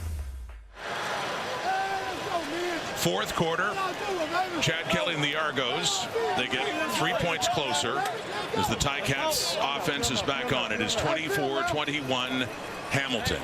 If the Ticats can hang on and win, it'd be 3 victories in 3 games against the Argos, but more importantly, it would get them back to within 4 points of Toronto for 3rd place in the East.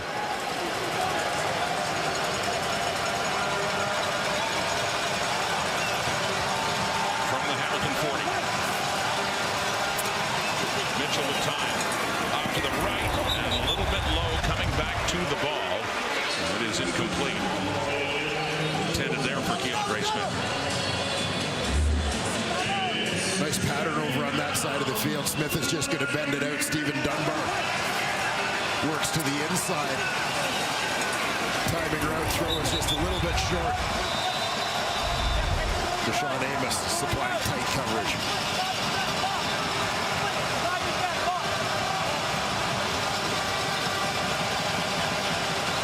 Is the running back.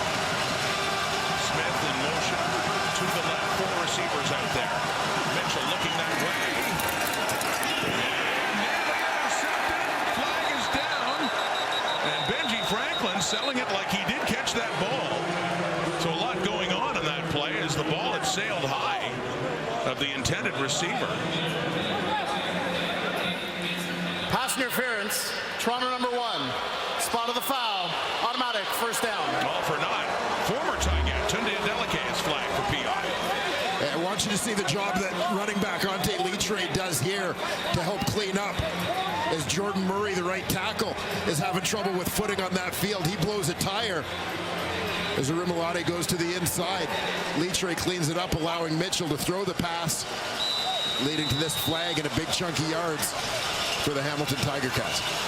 Adeleke, after several years with Hamilton, signing on as a free agent with the Argos this year. And here comes Butler, right side. And James Butler working it down to the 45 in that first down play. Adeleke has started his career with the Calgary Stampeders. Had a terrific run in Hamilton, demonstrated his versatility. Obviously tremendous at safety. But also started a number of games at halfback when they had some injury issues as well. Carleton University product. 2nd and 4 at the Argo 45. 3-point game. Mitchell. Short one off to the right to Butler inside the 40. That is enough for another Hamilton first down. Yeah, good decision for Mitchell to quickly take that check down to the back in the flat, giving him an opportunity before the defender could close to pick up enough to get that first down. Orange team's left, X tight wide. Orange team's left, X tight wide. Last game of the regular season series between the Argos and the Ticats. Hamilton won by 3 back in week 7 at Tim Hortons Field, and again on Labor Day Monday, hanging on to win that one by 3. Leading by 3 here, 4th quarter. Again, swinging it out to Butler. He spins, he's hit by Wynton McManus after picking up about 5 more yards on that play.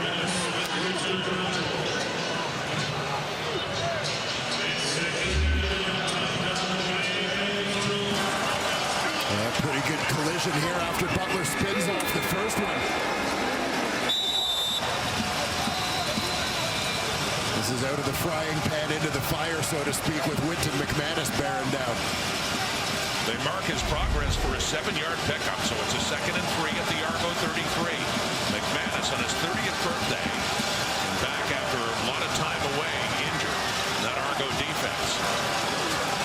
Faking the Butler, dumping it quickly, looking for that first down yardage for Tim White, and he has it.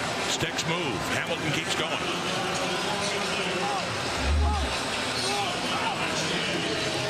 The Hamilton Tiger Cats offensive line has allowed the fewest sacks in the Canadian Football League. Gets it blocked up here. White out wide on this one, just curling into the hole in the middle. Knows where the first down marker is. Bo takes what they give him to move the sticks. Under 10 minutes, 4th quarter here at BMO Field in Toronto.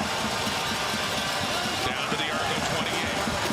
Mitchell under pressure, steps up, takes off. And Mitchell gets down just shy of the 15.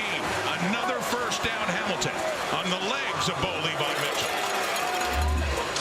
Lemonade from lemons here as this one looks a little convoluted in the backfield. Bo Levi Mitchell turns it into another Hamilton first down as he channels his younger self. Third straight trip to the red zone for the Ticats. And Mitchell, another carry, now has 17 on the night after that pickup of 11. Right down to the Argo 14. Mitchell, pressure comes. Fraser Sopik coming in. Ex-teammate from their Calgary days. And a big quarterback sack for the Argos and Sopik.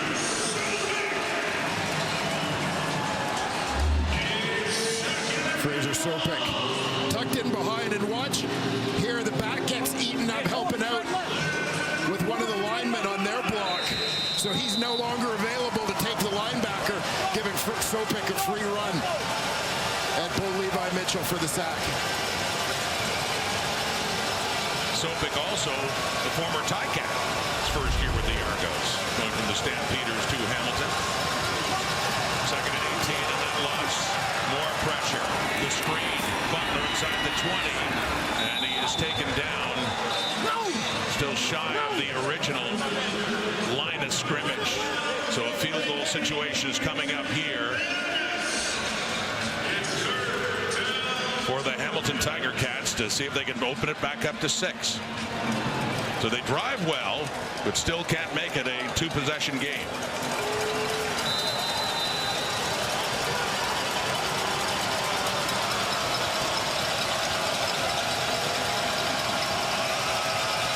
Constantino put this one down. They're at the 25-yard line for Leggio, who's been perfect on the night. Once again, we got a 6-point game.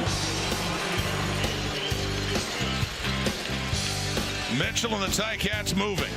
Now they need to hang on halfway through the fourth. Ball doubleheader, Jake Bear. Calgary Stampeders hosting the Saskatchewan Roughriders and Trevor Harris. Both of these teams desperately needing another victory. Stampeders last in the West. The Riders started 5-1, 6-1 since then. Calgary coming off a tie against the Montreal Alouettes. The race in the West is so tight. How tight is it? Well, if Calgary wins, I think top and bottom would be separated by 3 points, Dwayne Ford. Chad Kelly. Daniels. Katzentonis tries to punch it out. The Argos with one big play have a first and goal, knocking at the door again. Oh, that had 2023 written all over it. Chad Kelly throwing bombs to Tavares Daniels over the top. In behind coverage for a massive gain, setting the Argos up inside the 5-yard line. Tavares Daniels. See Katzentonis late. See him, he could punch that ball out, but 4 catches, 118 yards for Daniels. On the ground. 3-2-1. They get a little bit closer in that first and goal. Second down coming up. Dan Adeboboye, the ball carrier for Toronto. They get a touchdown and a point after. They can take the lead.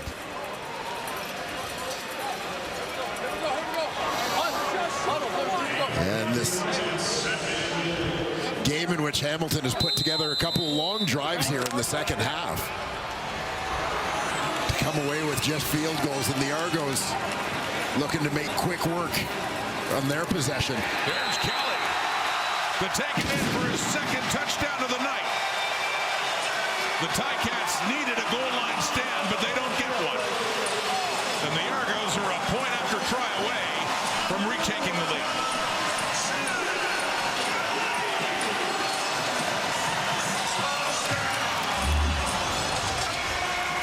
Kelly to Daniels sets it up.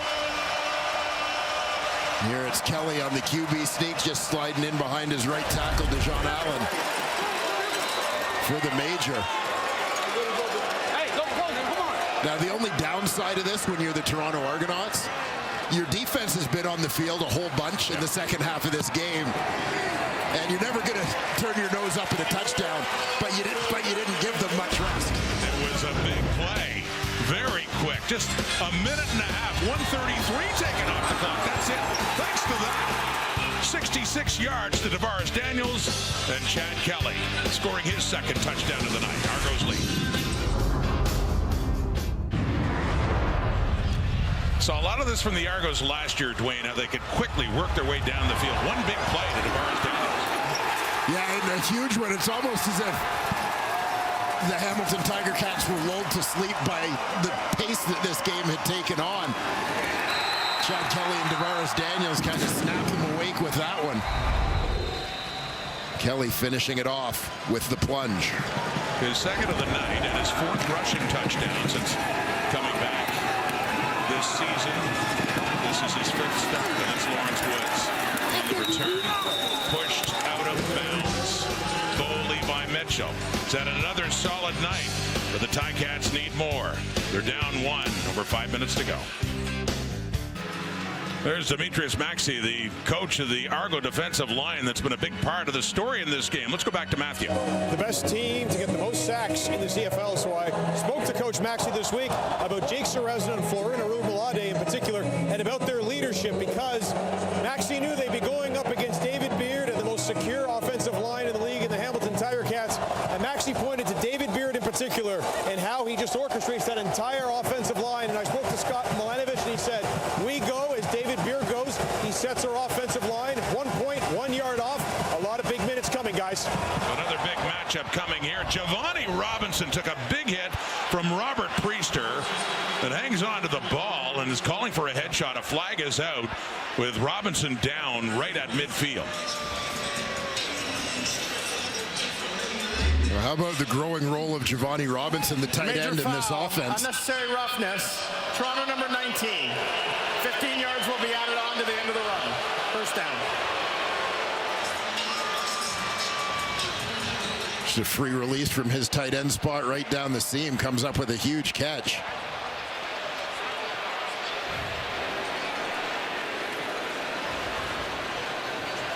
A bit of a tough one for Priester because he's already in motion coming in to get in on the play.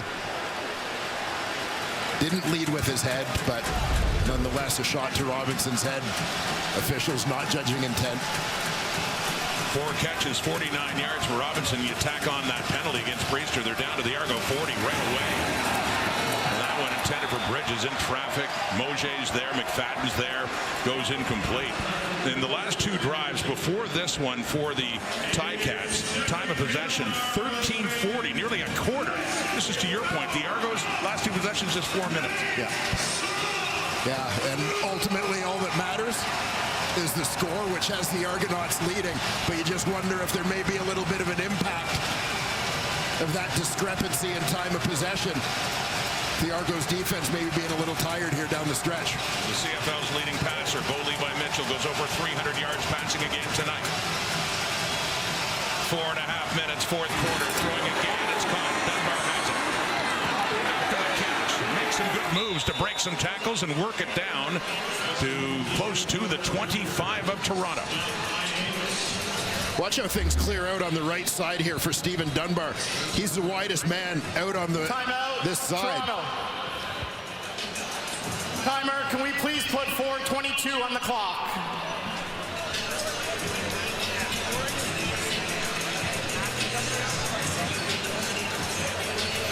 You see the laser focus there of the veteran, Bo Levi Mitchell.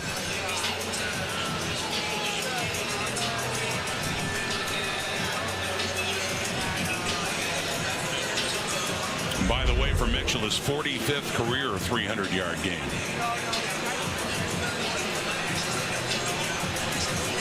And talking earlier about this, he's had big passing years before. He did with Calgary, but back then there was a guy by the name of Mike Riley. And believe it, no matter how many yards Bo threw for, there's always somebody thrown for more. But he leads the way in the CFL, and he has never finished first passing yards. Has led in other passing categories, including things like passing touchdowns, just not in yards. First down. It's at the 26 of Toronto. So that Argo timeout. Quick fake, quick pass. It's caught. It's James Tuck, the fullback. Is it down around the 22? It's like another 5 yards, maybe a little less than that. Second down and long coming up. Benji Franklin, boundary corner for the Toronto Argonauts. It was a guy who's proven to be a pretty quick study over the course of his first year in the CFL. To me, just becomes increasingly impactful from that spot as the season goes on. James Tuck, who won a Grey Cup with the Alouettes last year. First year with Hamilton. 2nd and 7. That's caught. It was bobbled, but caught, secured by Brendan O'Leary-Orange, and that is enough for another Hamilton first down. Yeah, and this is a nice second effort by O'Leary-Orange on a couple of counts. Bobbled ball, he's got to stay with it, despite the fact that the defenders are closing on him. And then recognizing, as you see him there, win the battle for the ball. Forcing his way upfield to move the sticks. Wynton McManus there. Got some late drama. 3 minutes, 3:01. Now under 3. 1-point game. Hamilton down, but threatening here. Butler. Getting it on that first down play. Closer to the 10. Ticats knocking on the door. Emotional night. Mackay Pope so close for Hamilton earlier to find the end zone. Big first down. It's a second down coming up. Final minutes here in Toronto. Drama at BMO. But 3 minutes to go now. The warning coming out of that Argo defense in the last quarter bent but didn't break. They're being tested again. Did you look at of the East Division standings. How big is this for Hamilton at 4-9? If they win, they can get to within 4 points of the Argos for third place. If they lose, they'd be 8 points back with 4 games to go. And despite winning the season series already, wouldn't mean much. It would just about secure a playoff spot for Toronto and make Hamilton's only hope of crossing over in the West slim as that be. Second and 5. Here we go. Mitchell steps up and then slides head first. Flag comes out. Didn't have enough for the first down.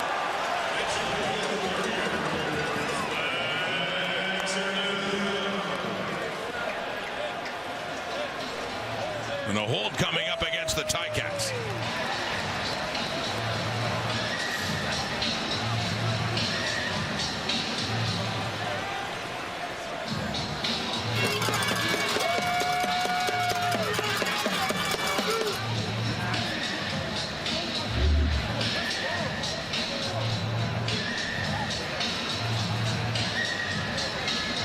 Wondered if this one might have gone against the right guard.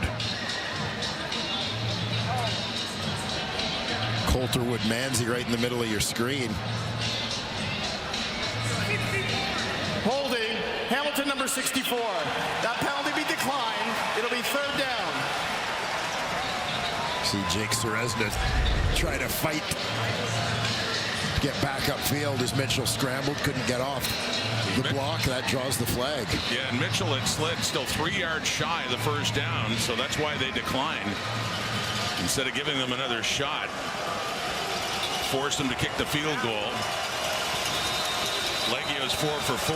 He goes 5 for 5. Hamilton has a 2-point lead, but still plenty of time for the Argos to go back the other way. Still over 2 minutes to go. Out and down and kicked and good.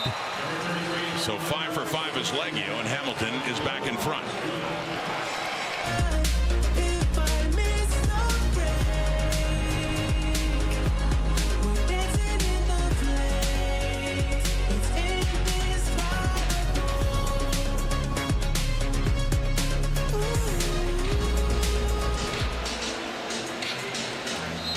There's Coulterwood Manzi, who got the holding penalty. It was declined, and it was the Ticats getting a field goal. But the situation, even though they lead, it's just by 2 points. And this is an Argo team that we have seen can work their way down the field a few different ways. Big plays we've seen, also long sustained drives, and even at this point, 2:10 on the clock. Lirimirolahu, if it comes to that, has been in this situation before several times this season. Had a couple of walk-off winners, one in overtime, and he also had a walk-off Rouge to win it against Saskatchewan. There's Hirilahu, the veteran, back in the CFL after 5 years away in the NFL, and he used to kick for the Ticats. The last time he was in the league, his last game before leaving for the NFL, was the Grey Cup in 2019 with Hamilton. Had kicked before that with the Argos, so we wonder if number 70 is going to have another chance at a walk-off winner for Toronto. But Ticat defense want to have something to say about that. Off the kickoff. Dealing to McMahon has it. Across the 30. Cuts it outside. A good return. McMahon flags down. Flags are out. A couple of them as McMahon got it up across the Argo 50. Well, no doubt Tiger Cats relieved to see those penalty flags as they gave up way too much. Holding. Toronto number 26. 10-yard penalty. First down. Well, Brian Haralamana versus James Tuck on this one. And here you'll see the takedown at the end. The veteran Tuck maybe sell that one a little bit. Whatever it takes, right? That's it. Saved a big return at a time where they could not afford to give up a big return. McMahon had it up near midfield. So 2:03 on the clock, and they're back at their 25. Kelly. Pressure coming. Oh, Henrik slipped. Otherwise, he would have had him. Instead, Kelly takes off. And he slides, and he has a first down. And a flag that's going to give him a chunk more. And draws a penalty as well. It'll quickly move the Argos up towards midfield. Well, we've talked about the footing here. A number of players changing their footwear over the course of this game. There you saw Dwayne Hendricks with a shot at Chad Kelly in the backfield. Major foul, roughing the quarterback. Hamilton.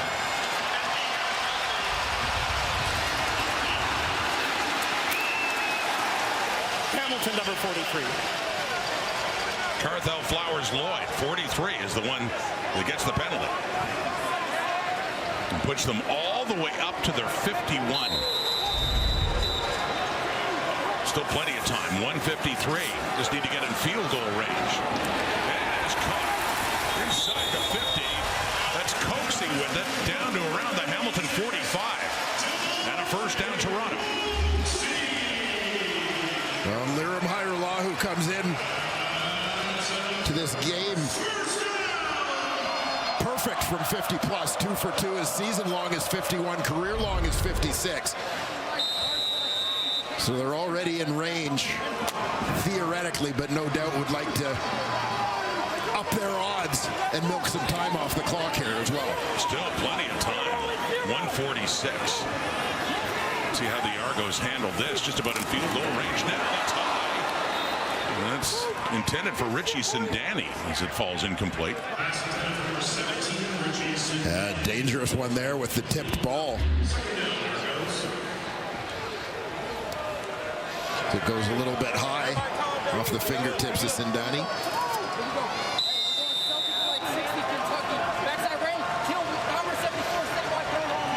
Right now, we'd be talking about a 54-yard try for Hajrullahu.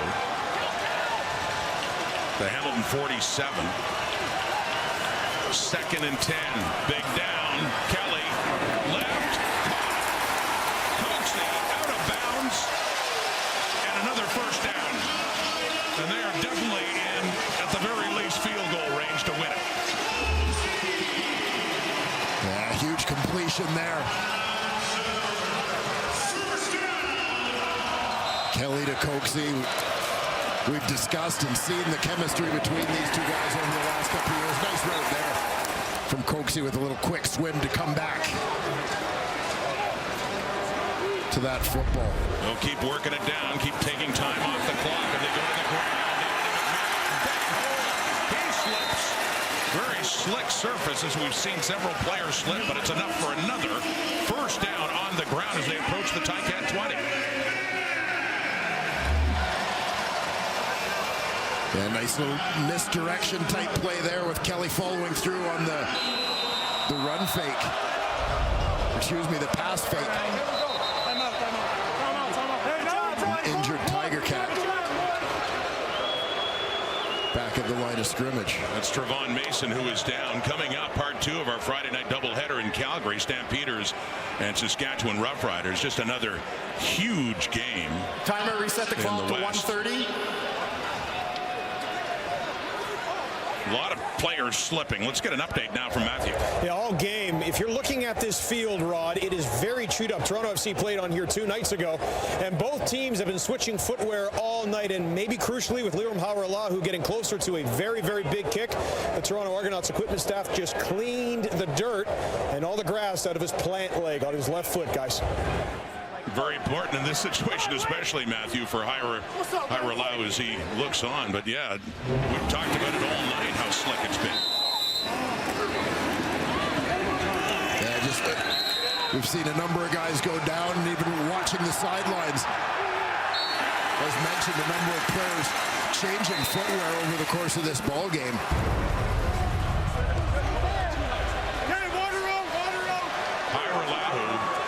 He knows this situation well. This season alone, in week 3 against Edmonton, called upon to kick a walk-off winner. And against Winnipeg on this very field, it went to overtime and had a chance to win it with a walk-off field goal, and he did. And a month ago, as Mason heads off, a month ago for Hajrullahu, lining up to win it against Saskatchewan, he missed to the left But a much talked about moment after that, it went for the Rouge in the last play of the game. It didn't matter. They got the single point. They won over the Riders by 1. Yeah, if you're going to miss hard. In this case, of course, the Rouge is no good if it comes down to a Hairolahu try. And we still got lots of time here and a first down for the Argos. But if it does, Rouge wouldn't be enough. 1:14. And Kelly slips, regains his footing. Oh, my goodness. A little too far for Daniels. He had him wide open, but he had to quickly get rid of the ball after he regained his feet. He'd nearly fallen down in the backfield. Yeah, this is a great recovery from Kelly. But there you see the footing expecting the Argo quarterback. Had Daniels rush the throw, he was trying to get it to him. But fortunate overthrow for the Tiger Cats.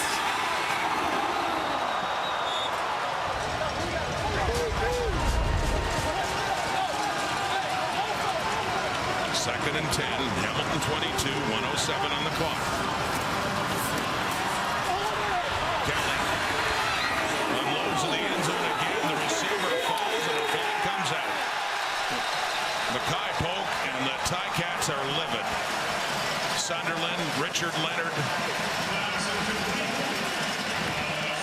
Yeah, I would contend that the argument here from the Tiger Cats is going to be that Polk slipped on his own. Pass interference. Hamilton, number 23. Foul curled in goal. Ball will be placed at the 1-yard line. Automatic first down. Keep an eye on Polk as he tries to break out in the end zone to get to this ball. I think he just lost his footing on his own here, not as a result of any contact with Richard Leonard. And an understandable challenge flag is coming out here. Polk ran into Leonard and then slipped. Well, and you watch how far away the ball is as well. Hamilton is challenging the call of pass interference. They believe it's not pass interference. We'll review the play.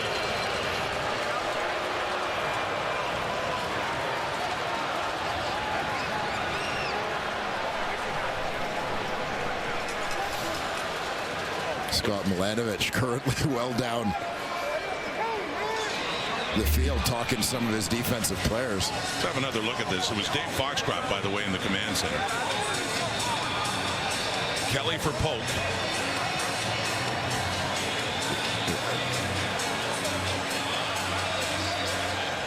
Yeah, and here you see, like, yeah, so little contact, and I would contend sort of initiated by Polk putting out his head what little contact there was. As I said, it was more Polk running into Leonard and then falling down.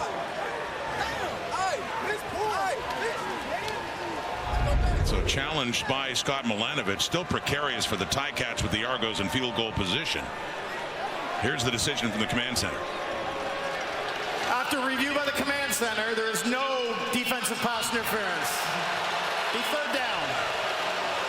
However, a third down, we're not talking about a walk-off situation here. There would still be time on the clock, but Hairolahu was able to come on and attempt a field goal that would put the Argos in front by a point. As mentioned, he's been used to these late game dramatics before this season. 2 for 3. Both of the ones made outside 40. This one would be inside the 30, put down by John Haggerty. There's still a minute to go, though. We're talking about, if he makes it, a 1-point difference. Hamilton down, but a full minute on the clock. Not over yet. And given the footing challenges, keep a close eye on his left foot, his plant foot here. Matthew had mentioned they made sure they wanted to keep that plant foot nice and clean. Haggerty down, Hairolahu through. Argos lead. Under a minute to go here at BMO Field. Toronto goes up 31-30.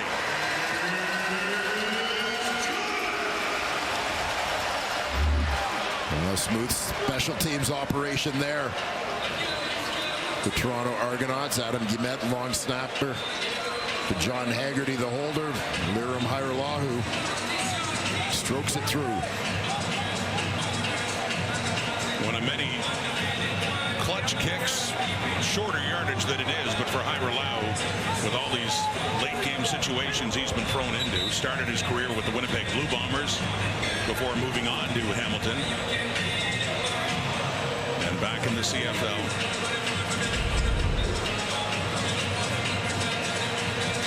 Born in Kosovo and moved as a child to St. Catharines, Ontario, went to Western.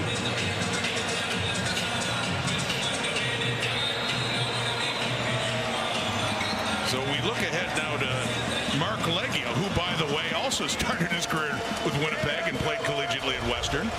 And Mark Leggio may soon be the focus, longest of 55. And Hamilton will have time with the ball. See if they can get down for maybe a walk-off kick try for Leggio on the return.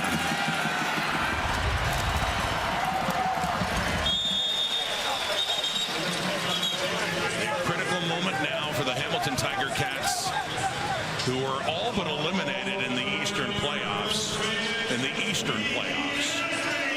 If they don't win this game.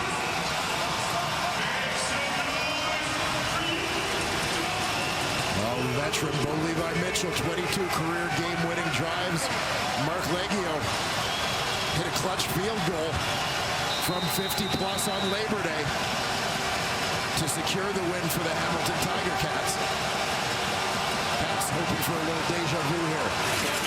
Quickly relates his caught Keandre Smith.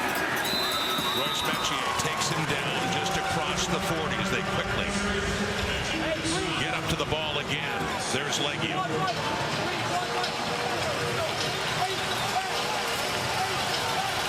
Longest to 55 this season. Hamilton at the 41.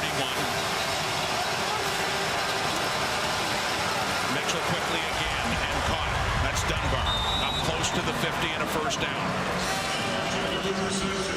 To go with a 55 yards, you're talking about having to get down to the Argo 48 for a chance at that distance. Quincy Mosier down on the field for the Argos.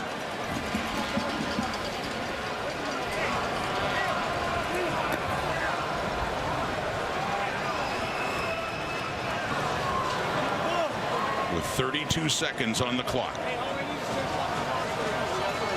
Well, plenty of time to get within field goal range. Bearing in mind, though, the Leggio 55-yarder Labor Day with the wind. Right. We talk about that wind in Hamilton a lot. I would say, if anything here, maybe a slight breeze against him. So the Ticats will probably need to get a little bit closer to be within his range. Cover linebacker Quincy Mosier, the injured Argo, still down in the field right at the Hamilton 50. So still some time before they resume. In his first year, former BC Lion, Mosier.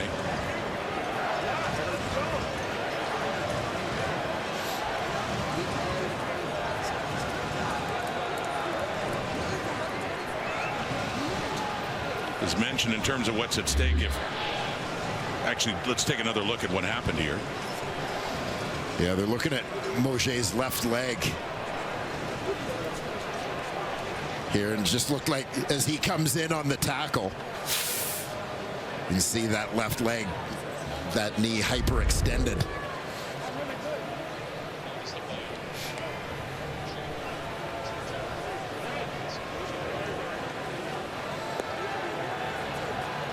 Mosier, versatile defender, nickel linebacker for the Argos, also played some free safety in this league. Gives them a lot of options on defense, they're able to move them around.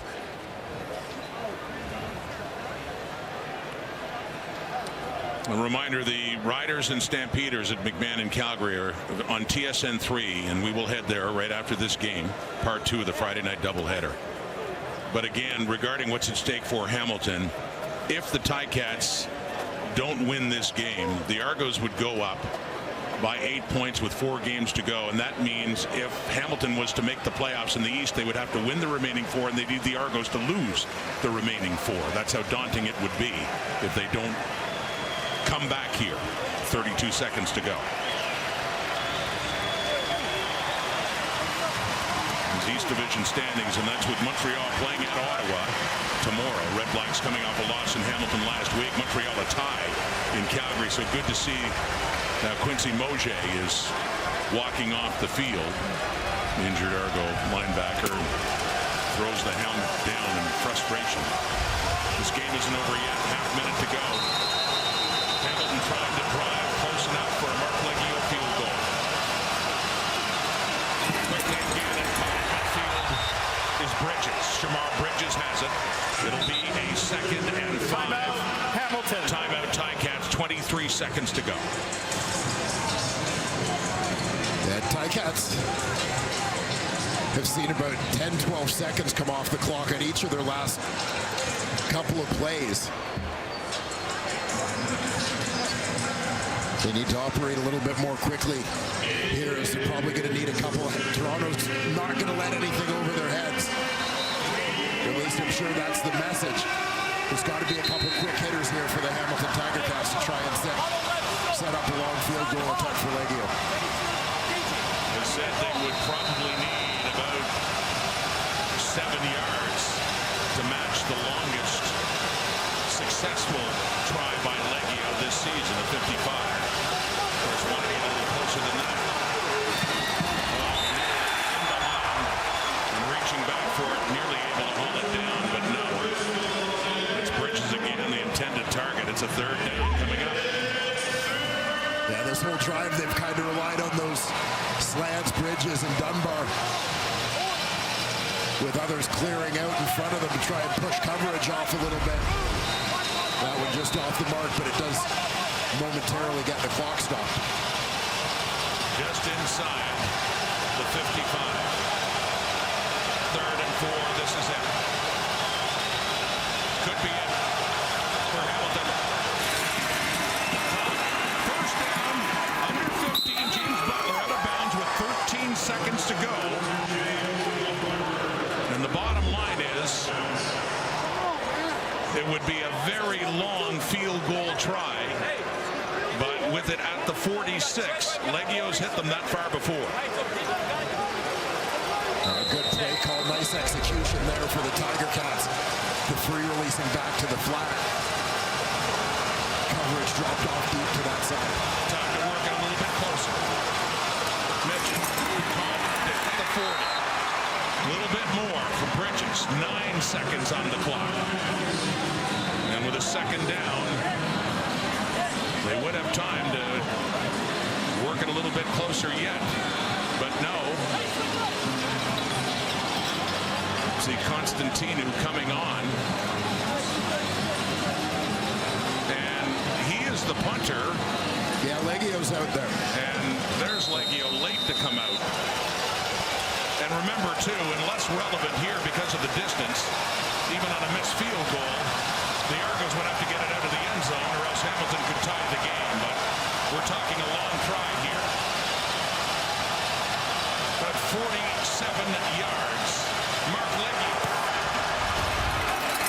It's accurate. It's good. And the Ticats move ahead. The Ticats storming the field in a walk-off winner for Mark Leggio.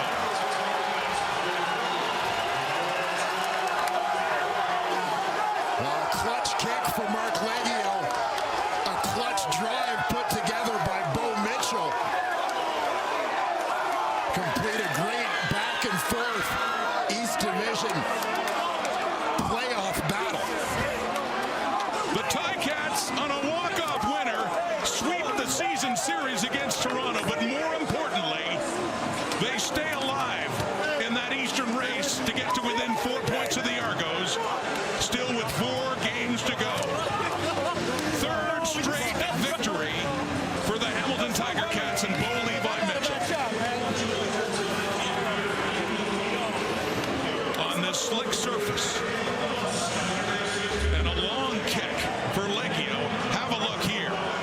on the natural grass at BMO. And he's got to drive this one. You can see a little bit of a slip. You saw the grass flying up. If you can see his plant foot. A little bit of a slide, but hit that ball solidly to drive it through for the winning points. Given the hero's treatment, up on the shoulders, Ticats kicker, the hero on that last play, Mark Leggio. 47 yards. And Hamilton, despite giving up that lead late, come back, and they get their third straight win and their fifth of the season. Well, the Hamilton Tiger Cats doing what they had to do in this ball game, faced with adversity throughout. Toronto Argonauts constantly supplying pressure, bouncing back everything Hamilton threw at them. But Bo Levi Mitchell, veteran presence down the stretch, leads that drive with under a minute to go, and Mark Leggio nails the winner. For what it's worth, the Ticats in league standings go ahead of the Calgary Stampeders, who are taking on the Saskatchewan Roughriders. Just pointing that out with the possibility of a crossover as well. Right now, a big win, Hamilton, to get within 4 of the Argos as we're about to head off to part 2 of the doubleheader as we head back to Cape Burness. And Rod, what an